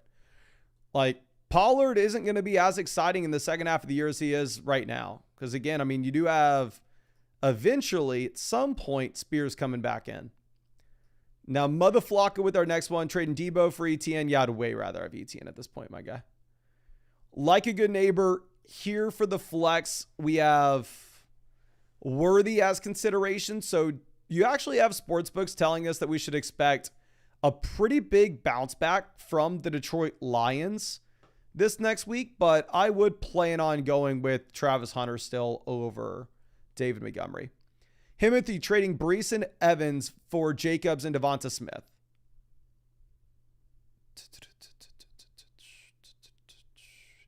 Two wide receiver, one flex format. Leftover receiver will have Puka, Pickens, Tet, Egbuka. So yeah, give me the best player. Give me Jacobs. I think we are going to have some pretty big regression when it comes to the Jets offense. I'm on a new level. This is Tet, Egbuka, Tyler versus Malik Neighbors and Mark Andrews. Andrews is almost a nothing. Afterwards, we'd have Jefferson, Malik Neighbors, Devonta Smith, Travis Hunter at receiver. So here's the thing. You play in a league in which you only start two wide receivers and one flex. So in that context, yes, I want to go through and I want to make this play. In that context, yeah, I would prefer going and getting Malik Neighbors and Mark Andrews. Now, Jets win Cummings says, I'm also getting a fifth for next season. Yeah, it doesn't matter if this is a dynasty league. It doesn't matter if this is a redraft league. It doesn't matter if you're getting a pick or not. I guess if it's a redraft format and you're going to get a fifth round pick where DJ Moore was probably taken in the fifth round this year, then you would go Javonte Williams.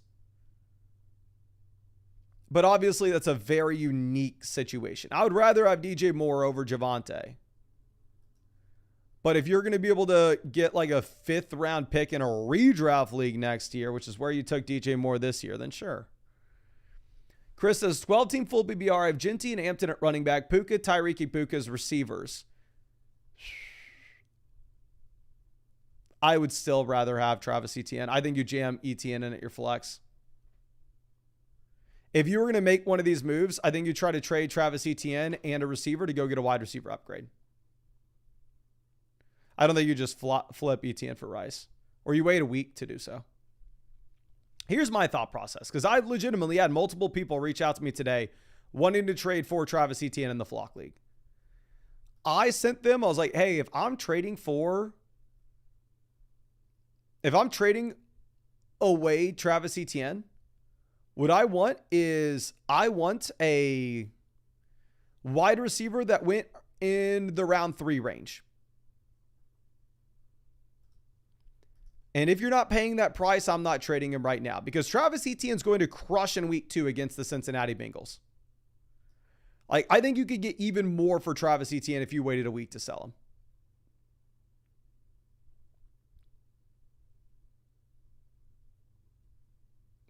Okay. Now, Jabba says, congrats, Mason, stuck on receivers and start and flip for running backs. Appreciate you, my friend. Running back, Travis Etienne easily. Wide receiver, London, Jefferson easily. For the flex, Connor. Great team. If London doesn't play, you go Tet in that spot. I understand Flowers just went nuclear. Honestly, I'd see if we could sell Flowers and Love for an elite quarterback. Now, Poker Pro says, add Juwan Johnson, drop Evan Ingram, and then add Booty and drop Downs. If Evan Ingram's going to miss and we do not want to roster 2 tight ends, yes, I'm fine with you dropping Evan Ingram for any waiver wire tight end this week. If Evan Ingram's going to miss time. If you were looking at dropping Josh Downs, I don't think you can. I think you got to give Downs the benefit of the doubt. He was dealing with the hamstring injury. I think it's just going to take him a little bit of time.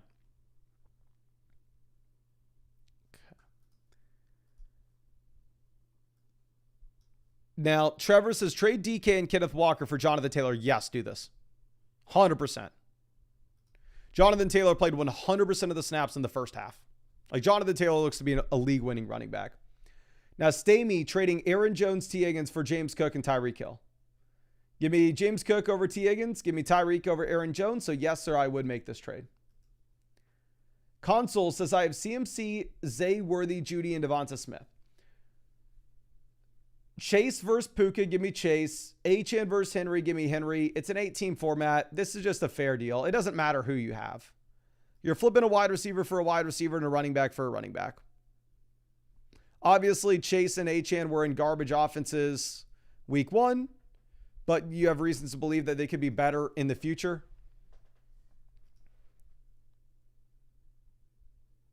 So,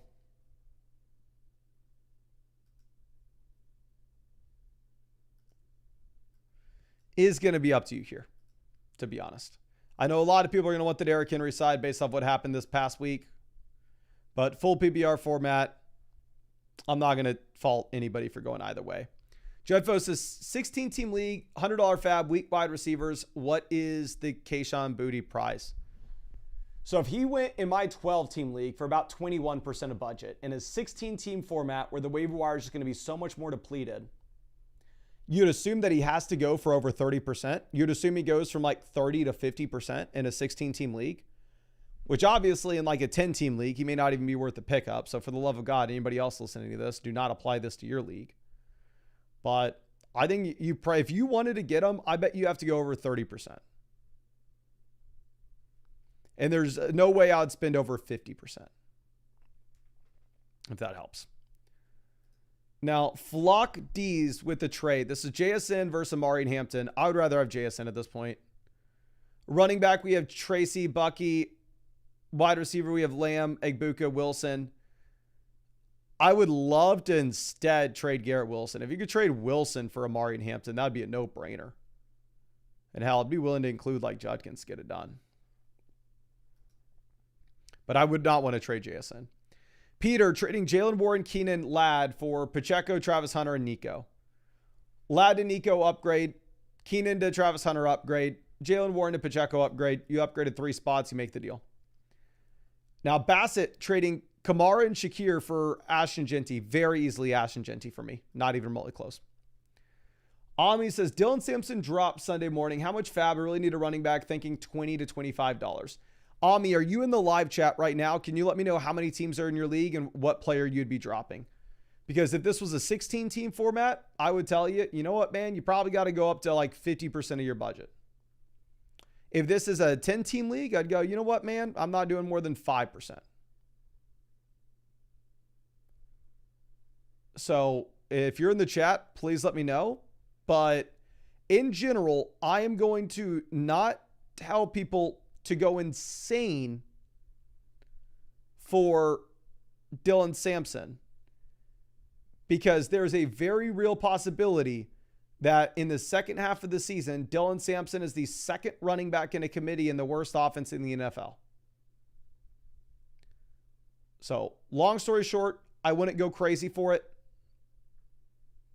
But I'm not going to fault you for being interested, of course. Now, Bug trading Kyron and Sutton for Hampton and Jacobs. Kyron to Hampton, slight downgrade. Sutton to Jacobs, massive upgrade. Or you can view it Kyron to Jacobs upgrade, Sutton to Hampton upgrade. So, yeah, I would definitely make that deal. Especially in a 14-team league where running back should be harder to come by. Jabuski, this is Jahmyr Gibbs, and it's not even remotely close. You would way rather have Gibbs over Kamara and Aaron Jones, regardless of format and regardless of what your team is. But we just got through all those questions, so I'm going to go ahead and give away some more free questions in the chat right now. All you got to do to enter in to win a free question is first, hit the like button on this live stream. Second, make sure you are subscribed to the channel. And third, send your flockfantasy.com username in the chat right now, and we can go ahead and we can pick somebody to send some free questions to. Okay.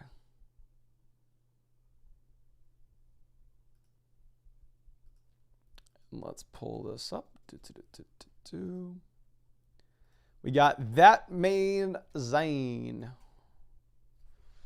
All right. Just got you, Zane. Found you on the site and sent you over a couple of free questions. Really appreciate you hanging out with us in this live stream. Thank you. And also, I know I've said this a bunch, but again, we are on our path to 300,000 subscribers. Never thought it was remotely possible, but to make sure we get there, I'm going to be bribing people. I'm going to be live streaming every single day until Christmas. And I'm going to be giving out thousands of free questions. So just make sure that you are subscribed and hit the bell next to the subscribe button if you want to know when we are live so you can come out to these live streams. Now, Carts here, quarterback, we are going to go ahead, play Dak over May. Running back this week, give me Trevion, even though I hate it. Wide receiver, don't stress, just play A.J. Brown. Tet, Wilson, Marv's going to be tough. I probably go Wilson and Marv and be a little bit less excited about Tet with how bad Bryce looked. Now, Vic trading Javonte and Amon-Ra St. Brown for Jonathan Taylor and Garrett Wilson. Give me Taylor over St. Brown. Give me Wilson over Javonte. So, yeah, easily the Jonathan Taylor side. Wicked Dependency trading Tony Pollard, Michael Pittman for T. Higgins. I think we just looked at this for you. We'd have JSN, T. Higgins, JMO. Running back, we'd have Bijan. We have plenty of running backs. I love the idea of doing this. I would rather get to a different receiver. If you can make this trade for A.J. Brown or for Ladd McConkey, I think that would be much more exciting. Now, Laporta Potty is trading RG Malik Neighbors, Drake London for ETN, Lamb, and Ridley. Neighbors to Lamb, clear upgrade.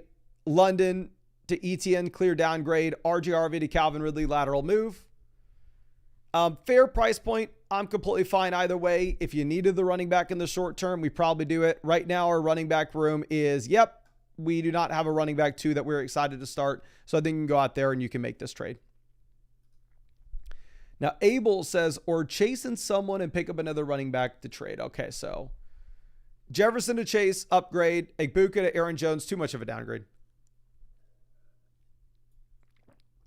I don't think you can trade away Egbuka at this price. I do still think that Jefferson's probably in the same tier, right?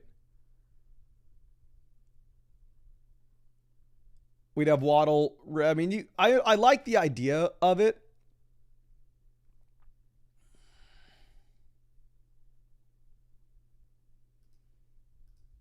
Can we alter this where we throw in like another receiver and swap the running backs?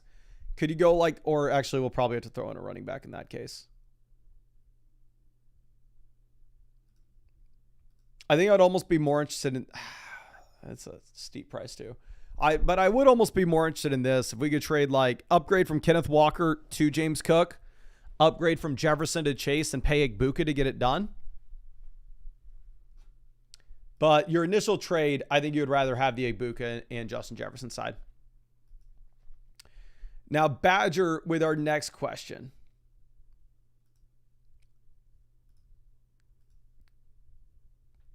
This is Jaden Blue, Matthew Golden versus Will Shipley and Rashee Rice. So Will Shipley not even worth the roster spot. Jaden Blue not even worth the roster spot. I'd rather have Rashee Rice over Matthew Golden, so we're going to go with the Rice side. Now, Jersey says, who's a better swap for Judy, Coleman, or Keon? I don't exactly know what you're asking here. In terms of how I would rank these players rest of season, I would go Keon Coleman 1, Jerry Judy 2, and then Keenan Allen 3. Now, the dude with the start set says, once open spot. God, I can't talk. I'm sorry. I've been live for 3.5 hours. One open spot on my bench. Spears in the IR. Congrats on the engagement. Thank you, my friend. Here, running back. We're going to go Tracy just as the lead back here. And then, yeah, we got to go with another running back. Montgomery versus Harvey. I'm going to go Montgomery this week. You actually do have the Lions projected to bounce back in a big time way if you are looking at what sportsbooks are saying with their implied team total right now. Obviously, the Lions looked horrendous this past week, but I think you probably go with Montgomery. Now, Piss Missile says, would help running back depth, could change Igbuka to T-Mac. I would rather have T-Mac rest of season. I'd rather have Igbuka in the short term until we got Godwin back. Going Igbuka to Brees, upgrade. HN to Hampton, downgrade. It's a 10-team format. With this being a 10-team format, I'm going to keep HN and Igbuka. With it being a 10-team league, I keep the best player.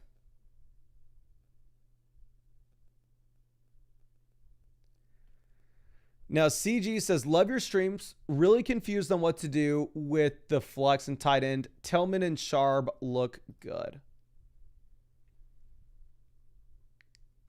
So tight end, you leave it, Dallas Goedert. You're not playing Zach Ertz. I'm not playing Cedric Tillman. I know Tillman had one good week, but you have the Browns projecting to be the worst offense in the NFL. I would rather have Sharp. I'm not excited to play Sharp. He's going to be in a committee, but I think you got to go with him. Now, Spaceboy trading ETN and Neighbors for Bucky and JSN. Neighbors, Bucky, close for me. It's up to you. ETN versus JSN is JSN, and it's not close. We're going to go Jackson Smith and Jigba.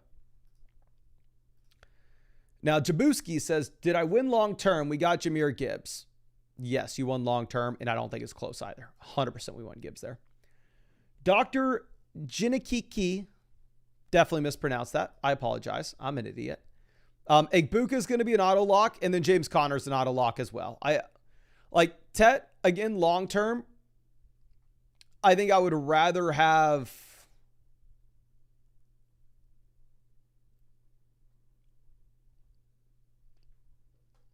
over Igbuka in the short term, though. When you have no Godwin, I think you go with Igbuka.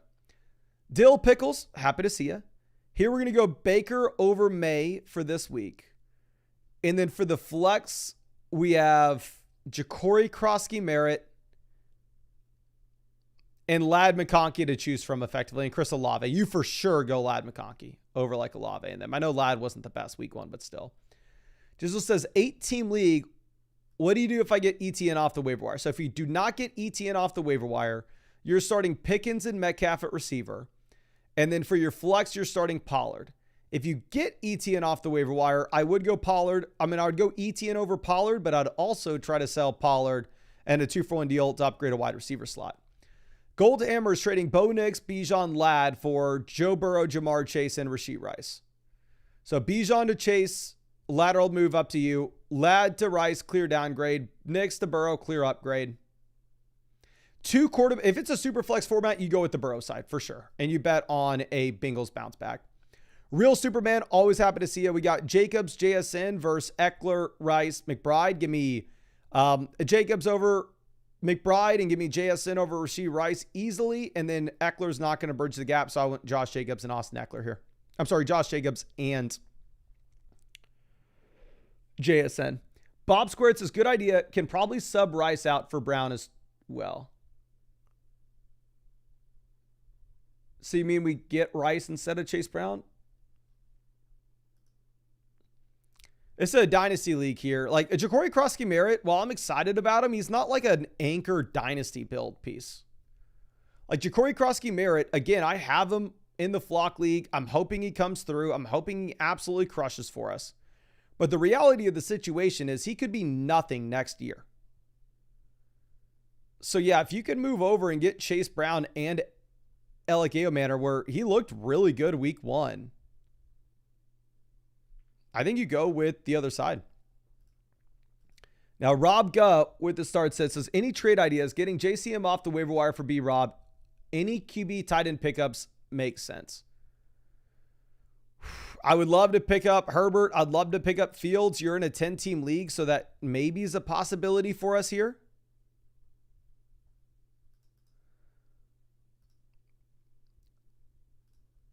Let's go through and let's look at this. The easy starts, Nico, Ladd, JSN. Running back 2, we go Trevion. I hate it. And in the flex, Egbuka, Devontae Adams, it's close. Honestly, I wouldn't mind at all you trying to sell Devontae Adams and getting a tight end like Tyler Warren and Laporta, or going and getting a viable quarterback. Like we're like selling Egbuka and seeing if we can get ourselves to an elite QB. Now, Scooty Nose says it's an auction draft, keeper, Hampton 55 and ETN 13. So I have ETN on my team. I'm really hoping that he crushes, but the realistic scenario is ETN has no guarantee to be anything 12 months from now.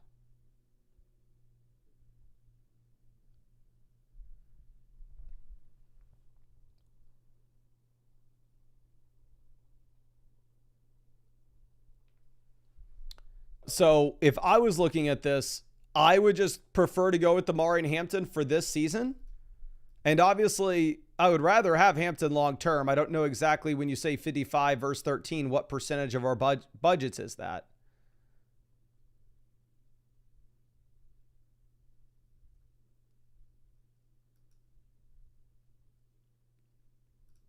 But yeah, I think we'll go ahead and I think we'll take Amari and Hampton. Now, Cruise Fantasy says, I have 3 wide receiver ones, but we need a running back badly. It's a 2 wide receiver 1 flex league. You're never wanting to put yourself in this scenario. Cortland Sutton's useless for you. You have Lamb, JSN, Metcalf, Rome. Like, if you need a running back badly, you do whatever you can to sell Nico for JT, for Jacobs, for Bucky, for Chase Brown, for Achane. You're not going down to Amari and Hampton with Nico, in my opinion. Now, Scrub Skadoodles says, do I sell Egbuka and friends for a star wide receiver? I don't think you have a ton of depth on this team. No, I think you could leave Egbuka here. I know we have the Baker double stack, so we are all in on Tampa.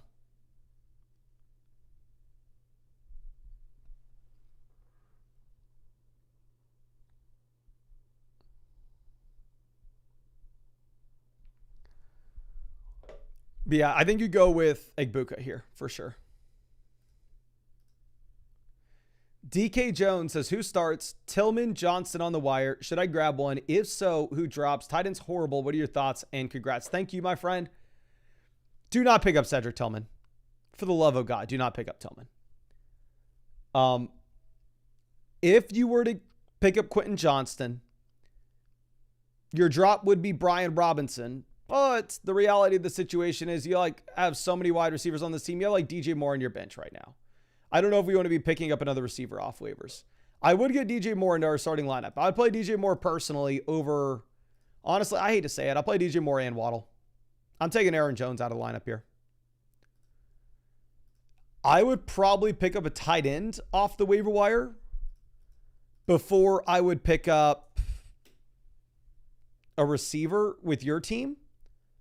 Again, Andrews, in theory, projects out very well with no likely. But in practicality, it turns out that he is an absolute turd. You had 80 points scored in that game. You had no Isaiah Likely. And Mark Andrews still did legitimately nothing.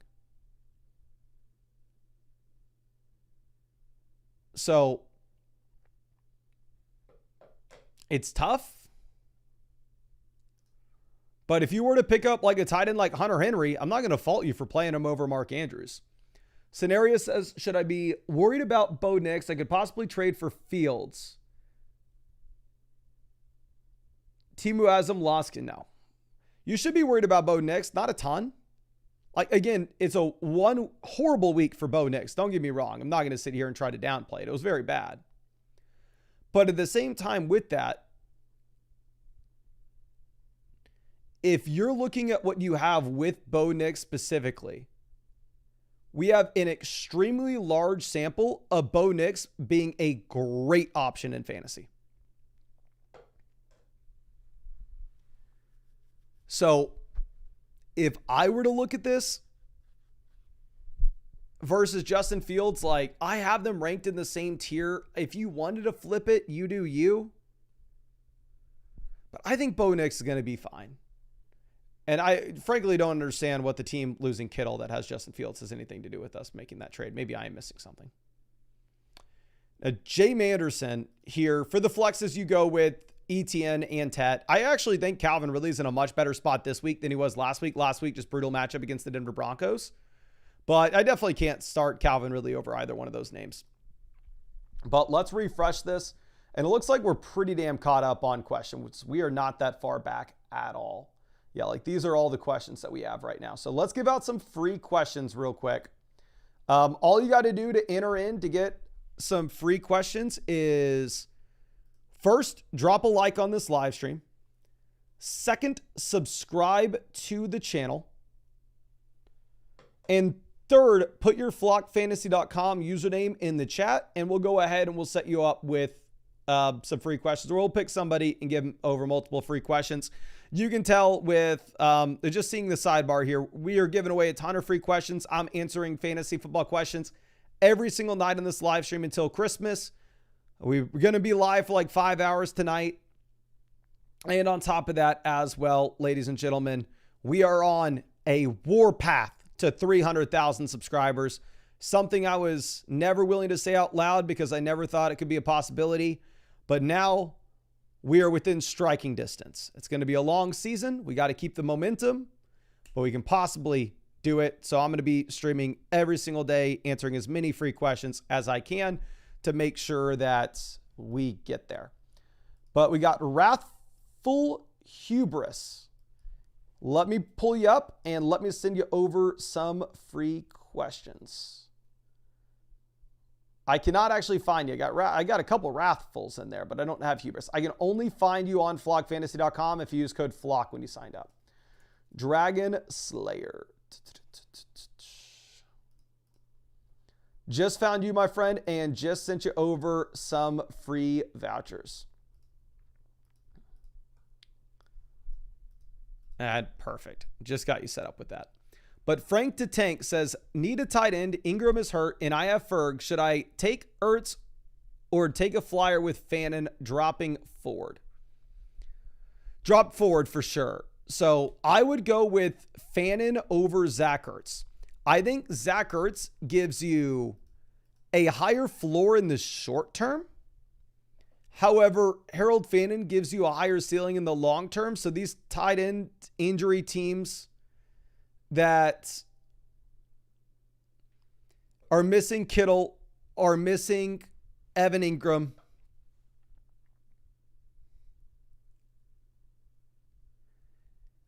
I understand being a little wary of Fannin because it's like, oh, okay, I don't really care as much about long-term upside. I need somebody to start this week. And if that is the case, like if you could get Hunter Henry off the waiver wire, I think that would be my play.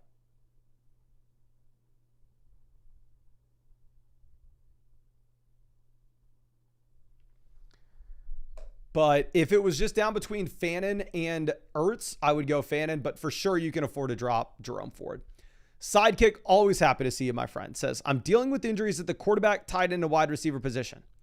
We have Justin Herbert, Michael Penix, Justin Fields on the waiver wire. For me, Herbert and Fields, completely different tier than Michael Penix. Hollywood, Quentin Johnston, Jawan Johnson, and Harold Fannin. So, like, if say you got the Brock Purdy injury, right? And we don't know if we can start Purdy here in the short term. My top priority when it comes to the waiver wire is going to be Justin Herbert, number 1, Justin Fields, number 2. Number 3, I would go Hollywood Brown. Number 4, I would probably be going with Quentin Johnston. Number 5, I would go Harold Fannin. Number 6, I would go Jawan Johnson.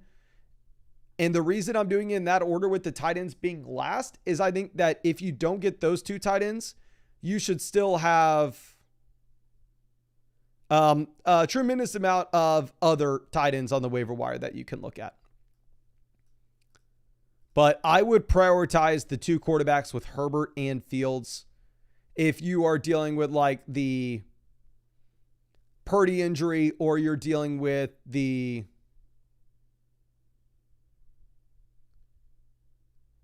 what other injuries are there even that are concerns?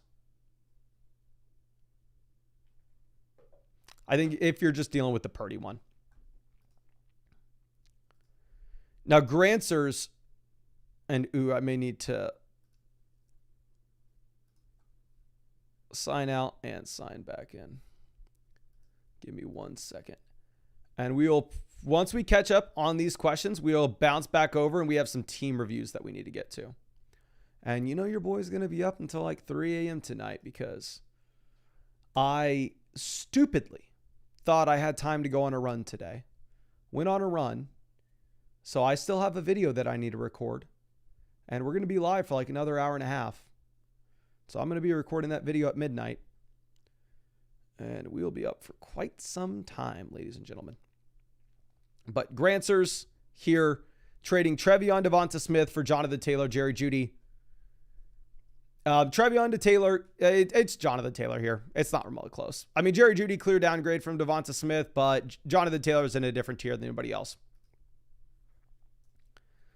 Now, Torto at the door, trading Barkley for Kamara and Genty. Running back 2 right now is Dobbins / Tracy.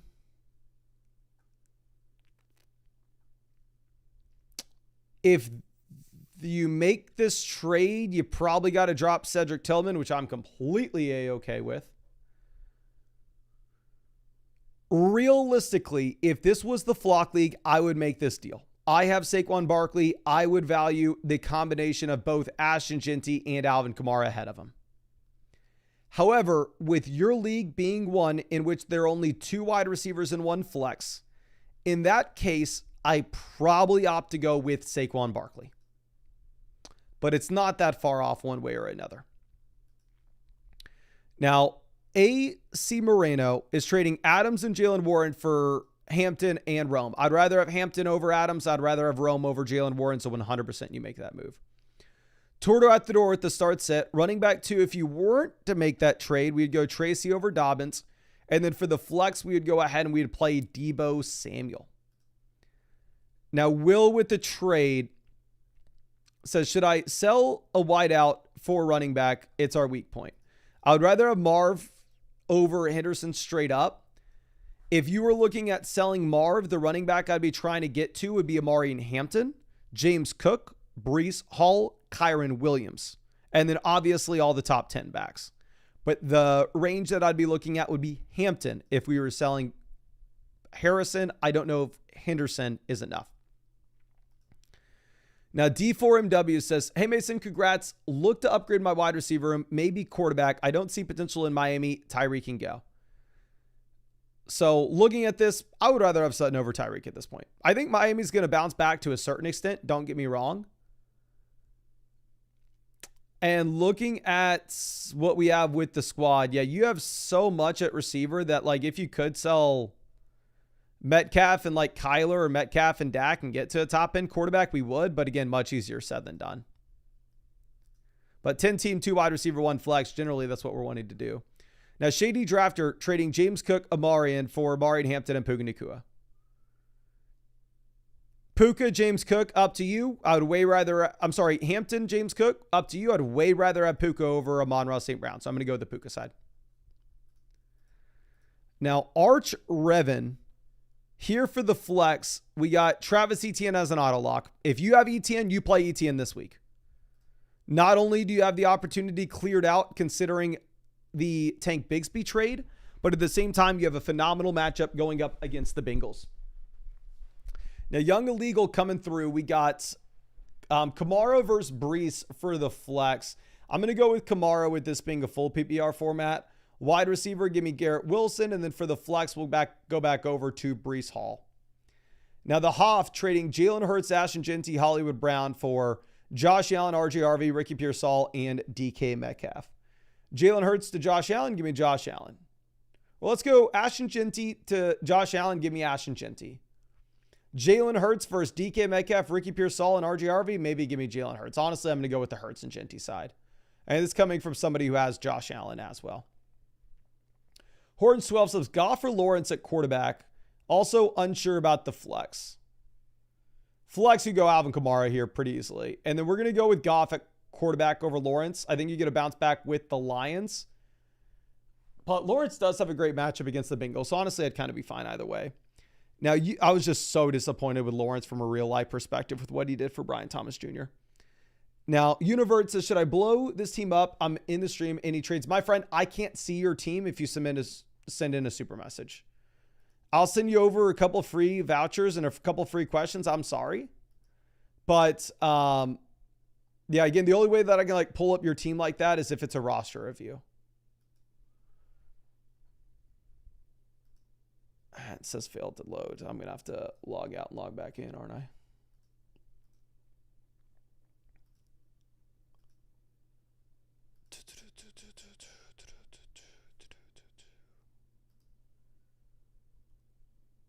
And let's pull this up.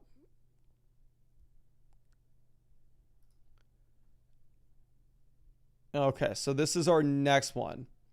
This is .2 says, I need a running back 2. Who should I try getting? Also, we have the number 2 waiver wire priority. Looking at Harold Fannin to pick up.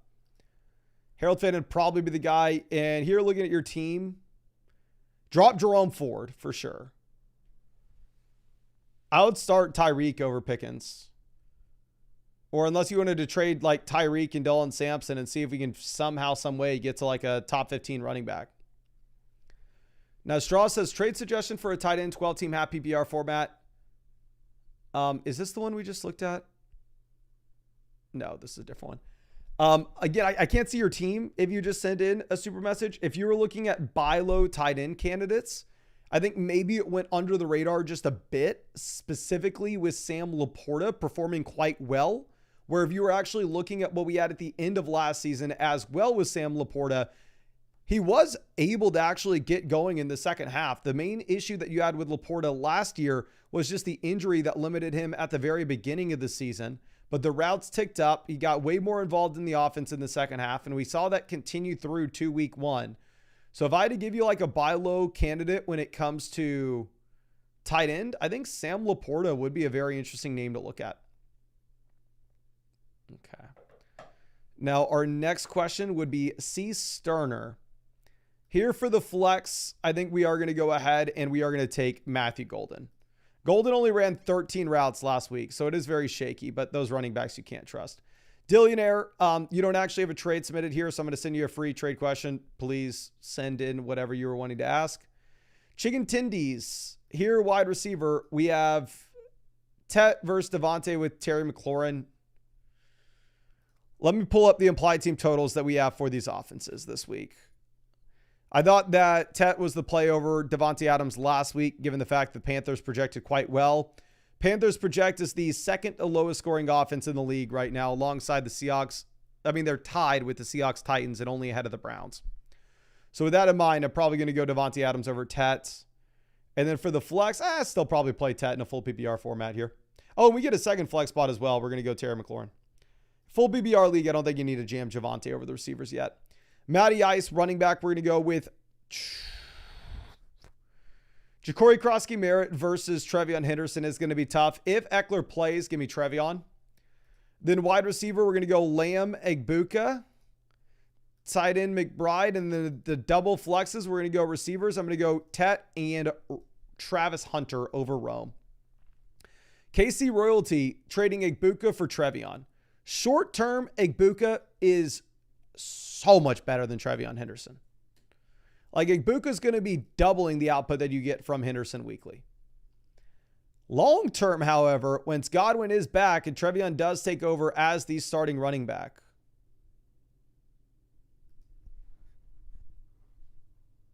it's a tough spot.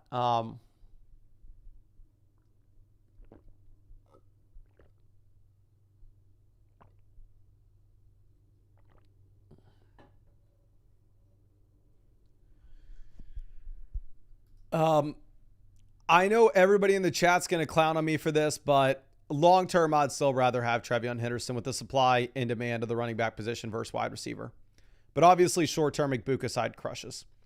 Now, Badusky says, we get running back, but he offered me this trade. Running back after you make this deal, you'd have CMC, Pacheco, and Ja'Cory Krosky-Merritt. I think I'm holding on to Amari Hampton and Igbuka over Nico for that running back room. Vertigod running back, we have Ja'Cory Krosky-Merritt, David Montgomery to choose from. I'd go JCM this week. And then down in the flex, we're for sure just going to jam in Igbuka. Now, Spherical Jet says, waiver wire advice for a 10-team full PPR non-dynasty league. 10-team non-PPR, I would say that if you looked at the waiver wire video that we had today, the guys that you should be interested in are the ones that we showed at the beginning, the quote-unquote obvious ads. In a 10-team league, you do not need to be blowing your load on Hollywood Brown. That would be the main thing that I want to tell you. I think you're more at risk to be dropping good players in a 10-team league unless you can get to like the obvious ads that we showed at the beginning of video. Harold Fannon's a lot less interesting in a 10-team format as opposed to a 12-teamer. Now let's refresh this.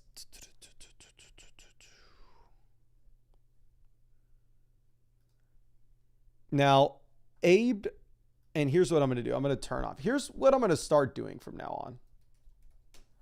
I'm going to be a lot more selective of when we have, in the past, and this is just, like, to be completely honest with y'all.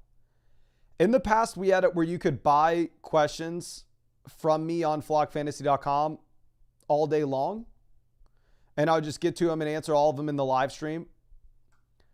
But based on the volume that we are seeing at the moment, I don't think I can do that anymore. Frankly, it's not possible. So I'm going to turn off the questions right now. And I think when I am not live streaming, I may have the questions off. And then when we're live, we'll have the questions on and we can test that out for a bit and see how that goes. But I'm going to turn the questions off right now because we had to have the questions off for like an hour and a half earlier in the stream. And I'd rather have the questions off when we're not live streaming as opposed to when we are. So let's do that. Abe here, running back. We are choosing between Kenneth Walker, RJRV, Ja'Cory Krosky-Merritt.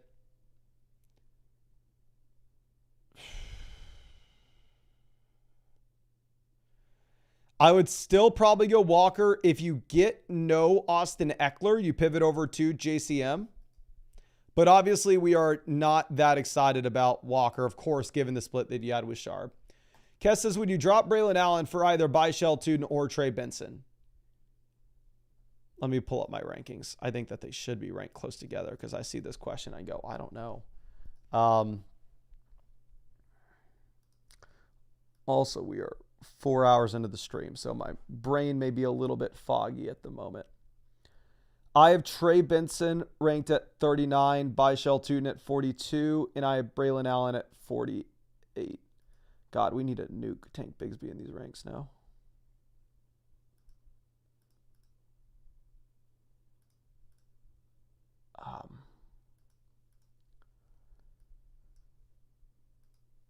Yeah, so I think I would drop Braylon Allen for Trey Benson.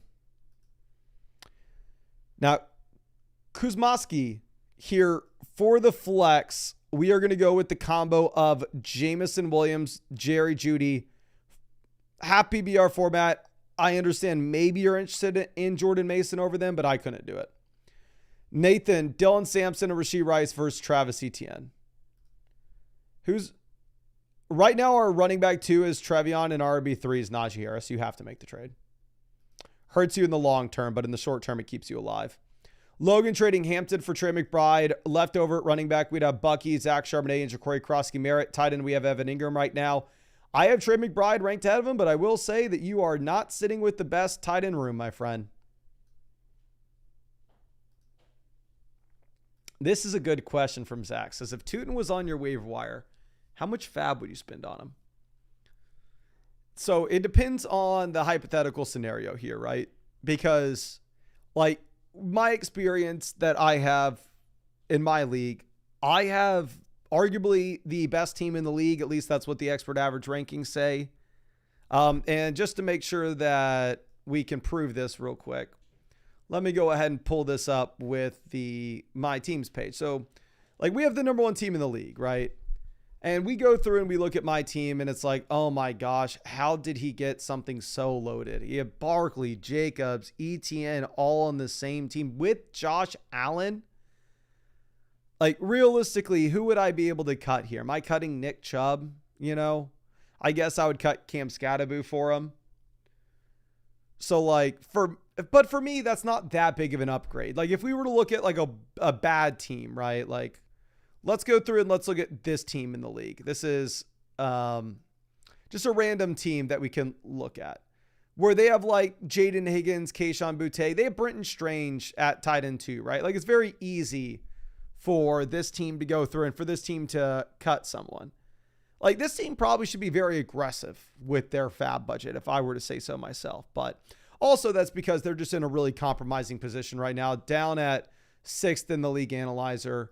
Technically, yeah, they are 1-0, but they only scored 116 points, right? Not like 139 or any crazy number like that. So it really depends, Fantasyland football, on what kind of team you have and what the structure is of it and who would you be looking to drop. But that's my personal advice. But here's what I'm going to do for you, my guy. I'm going to look you up on the site real quick. I'll send you over some free vouchers. So anytime you need help with anything like this, I'd be happy to help out somebody that's willing to support the channel, of course. And I'm trying to give back to the community any way that I can. So appreciate you hanging out with us, though. Now, and we got Dimple T. Zach, look who we got out here. We got Black Batman himself in the chat. Dimple TV. Ooh, that is awesome. Dimple, what do you think of Zach branding his entire team around you? Which is hilarious about this, because the audition clip of yours probably got like, say, 30,000 views or whatever in that video. And now, like, in the Flock League, like, draft, got over, like, combined across channels, 500, 600,000. So the amount of people that understand the reference that Zach is doing is less than 5%. Which is hilarious. Like, the amount of people that understand Zach's bit is tiny. But yeah, Zach would have dropped the 20 point on him. But anyway, appreciate y'all both being out here, of course. Now, I think that's all I got in this stream. I know we are backed up on team reviews. So again, what I am doing from now on, with just how backed up we are getting, is I am going to have questions turned off the vast majority of the time, realistically. I'm going to have team reviews turned on for about 10 minutes a day during the live stream where you can get them in. And I will have start, sit, trade, and super messages turned on while I am streaming. Because we had to turn them off for like 2 hours earlier in this stream just to catch up on the start sits and the trades. So we got behind in a bad time way. The site crashed. We had so much traffic. We've never experienced anything like it. So I really want to give everybody an apology who submitted a team review yesterday, and we're not going to be able to get to it right now, but I promise you we'll be able to get to it tomorrow. We're not going to accept any team reviews until I complete all the ones that you have already submitted. And those will be the first things that we do. Well, at least I'm not going to say we're going to do all like 10 of them right away when we start the stream tomorrow, but we'll do like 5 of them, and then we'll do 5 of them again halfway through. But Ojo with this question. This is Barkley, Igbuka, Ferg versus Bucky, Garrett Wilson, and Tyler Warren. Says Dynasty. Let me confirm. It actually looks like it's probably a redraft league, so I think the site's pulling in the wrong details here. Igbuka versus Wilson. Give me Igbuka. I'm sorry. Give me Wilson and redraft. Give me Tyler Warren over Ferg. Barkley to Bucky. I'd rather have Barkley. I think we're going to go with the best player with Saquon Barkley. Dylan says it's not letting you send a new trade. Yes, I have trades turned off on the site. So I am sorry. But I'm going to mark that complete. I think that's going to be it for this live stream. The fiance just got home, and I'm going to go tell her goodnight before she has to go to bed. I have to stay up for the next few hours. I'll be up till like 1 a.m. making tomorrow's video for y'all. But obviously, I really appreciate everybody here hanging out with us. I'm going to be live streaming more than anybody else answering fantasy football questions every single day until Christmas. I'm not going to be missing a single day answering your questions. So just make sure you're subscribed to the channel. Hit the bell next to the subscribe button if you want to be able to come out to these live streams. YouTube will tell you when we are live. And on top of that, we are on a warpath to 300,000 subscribers this year. I never thought in a million years it could be possible, but it looks like it's possible now. So we're going to do what we can to get there. I'm going to stream every day, answer as many of your free questions as I possibly can. So just subscribe, hit the bell. Really appreciate you. And I really hope we get to see you out with the live stream tomorrow.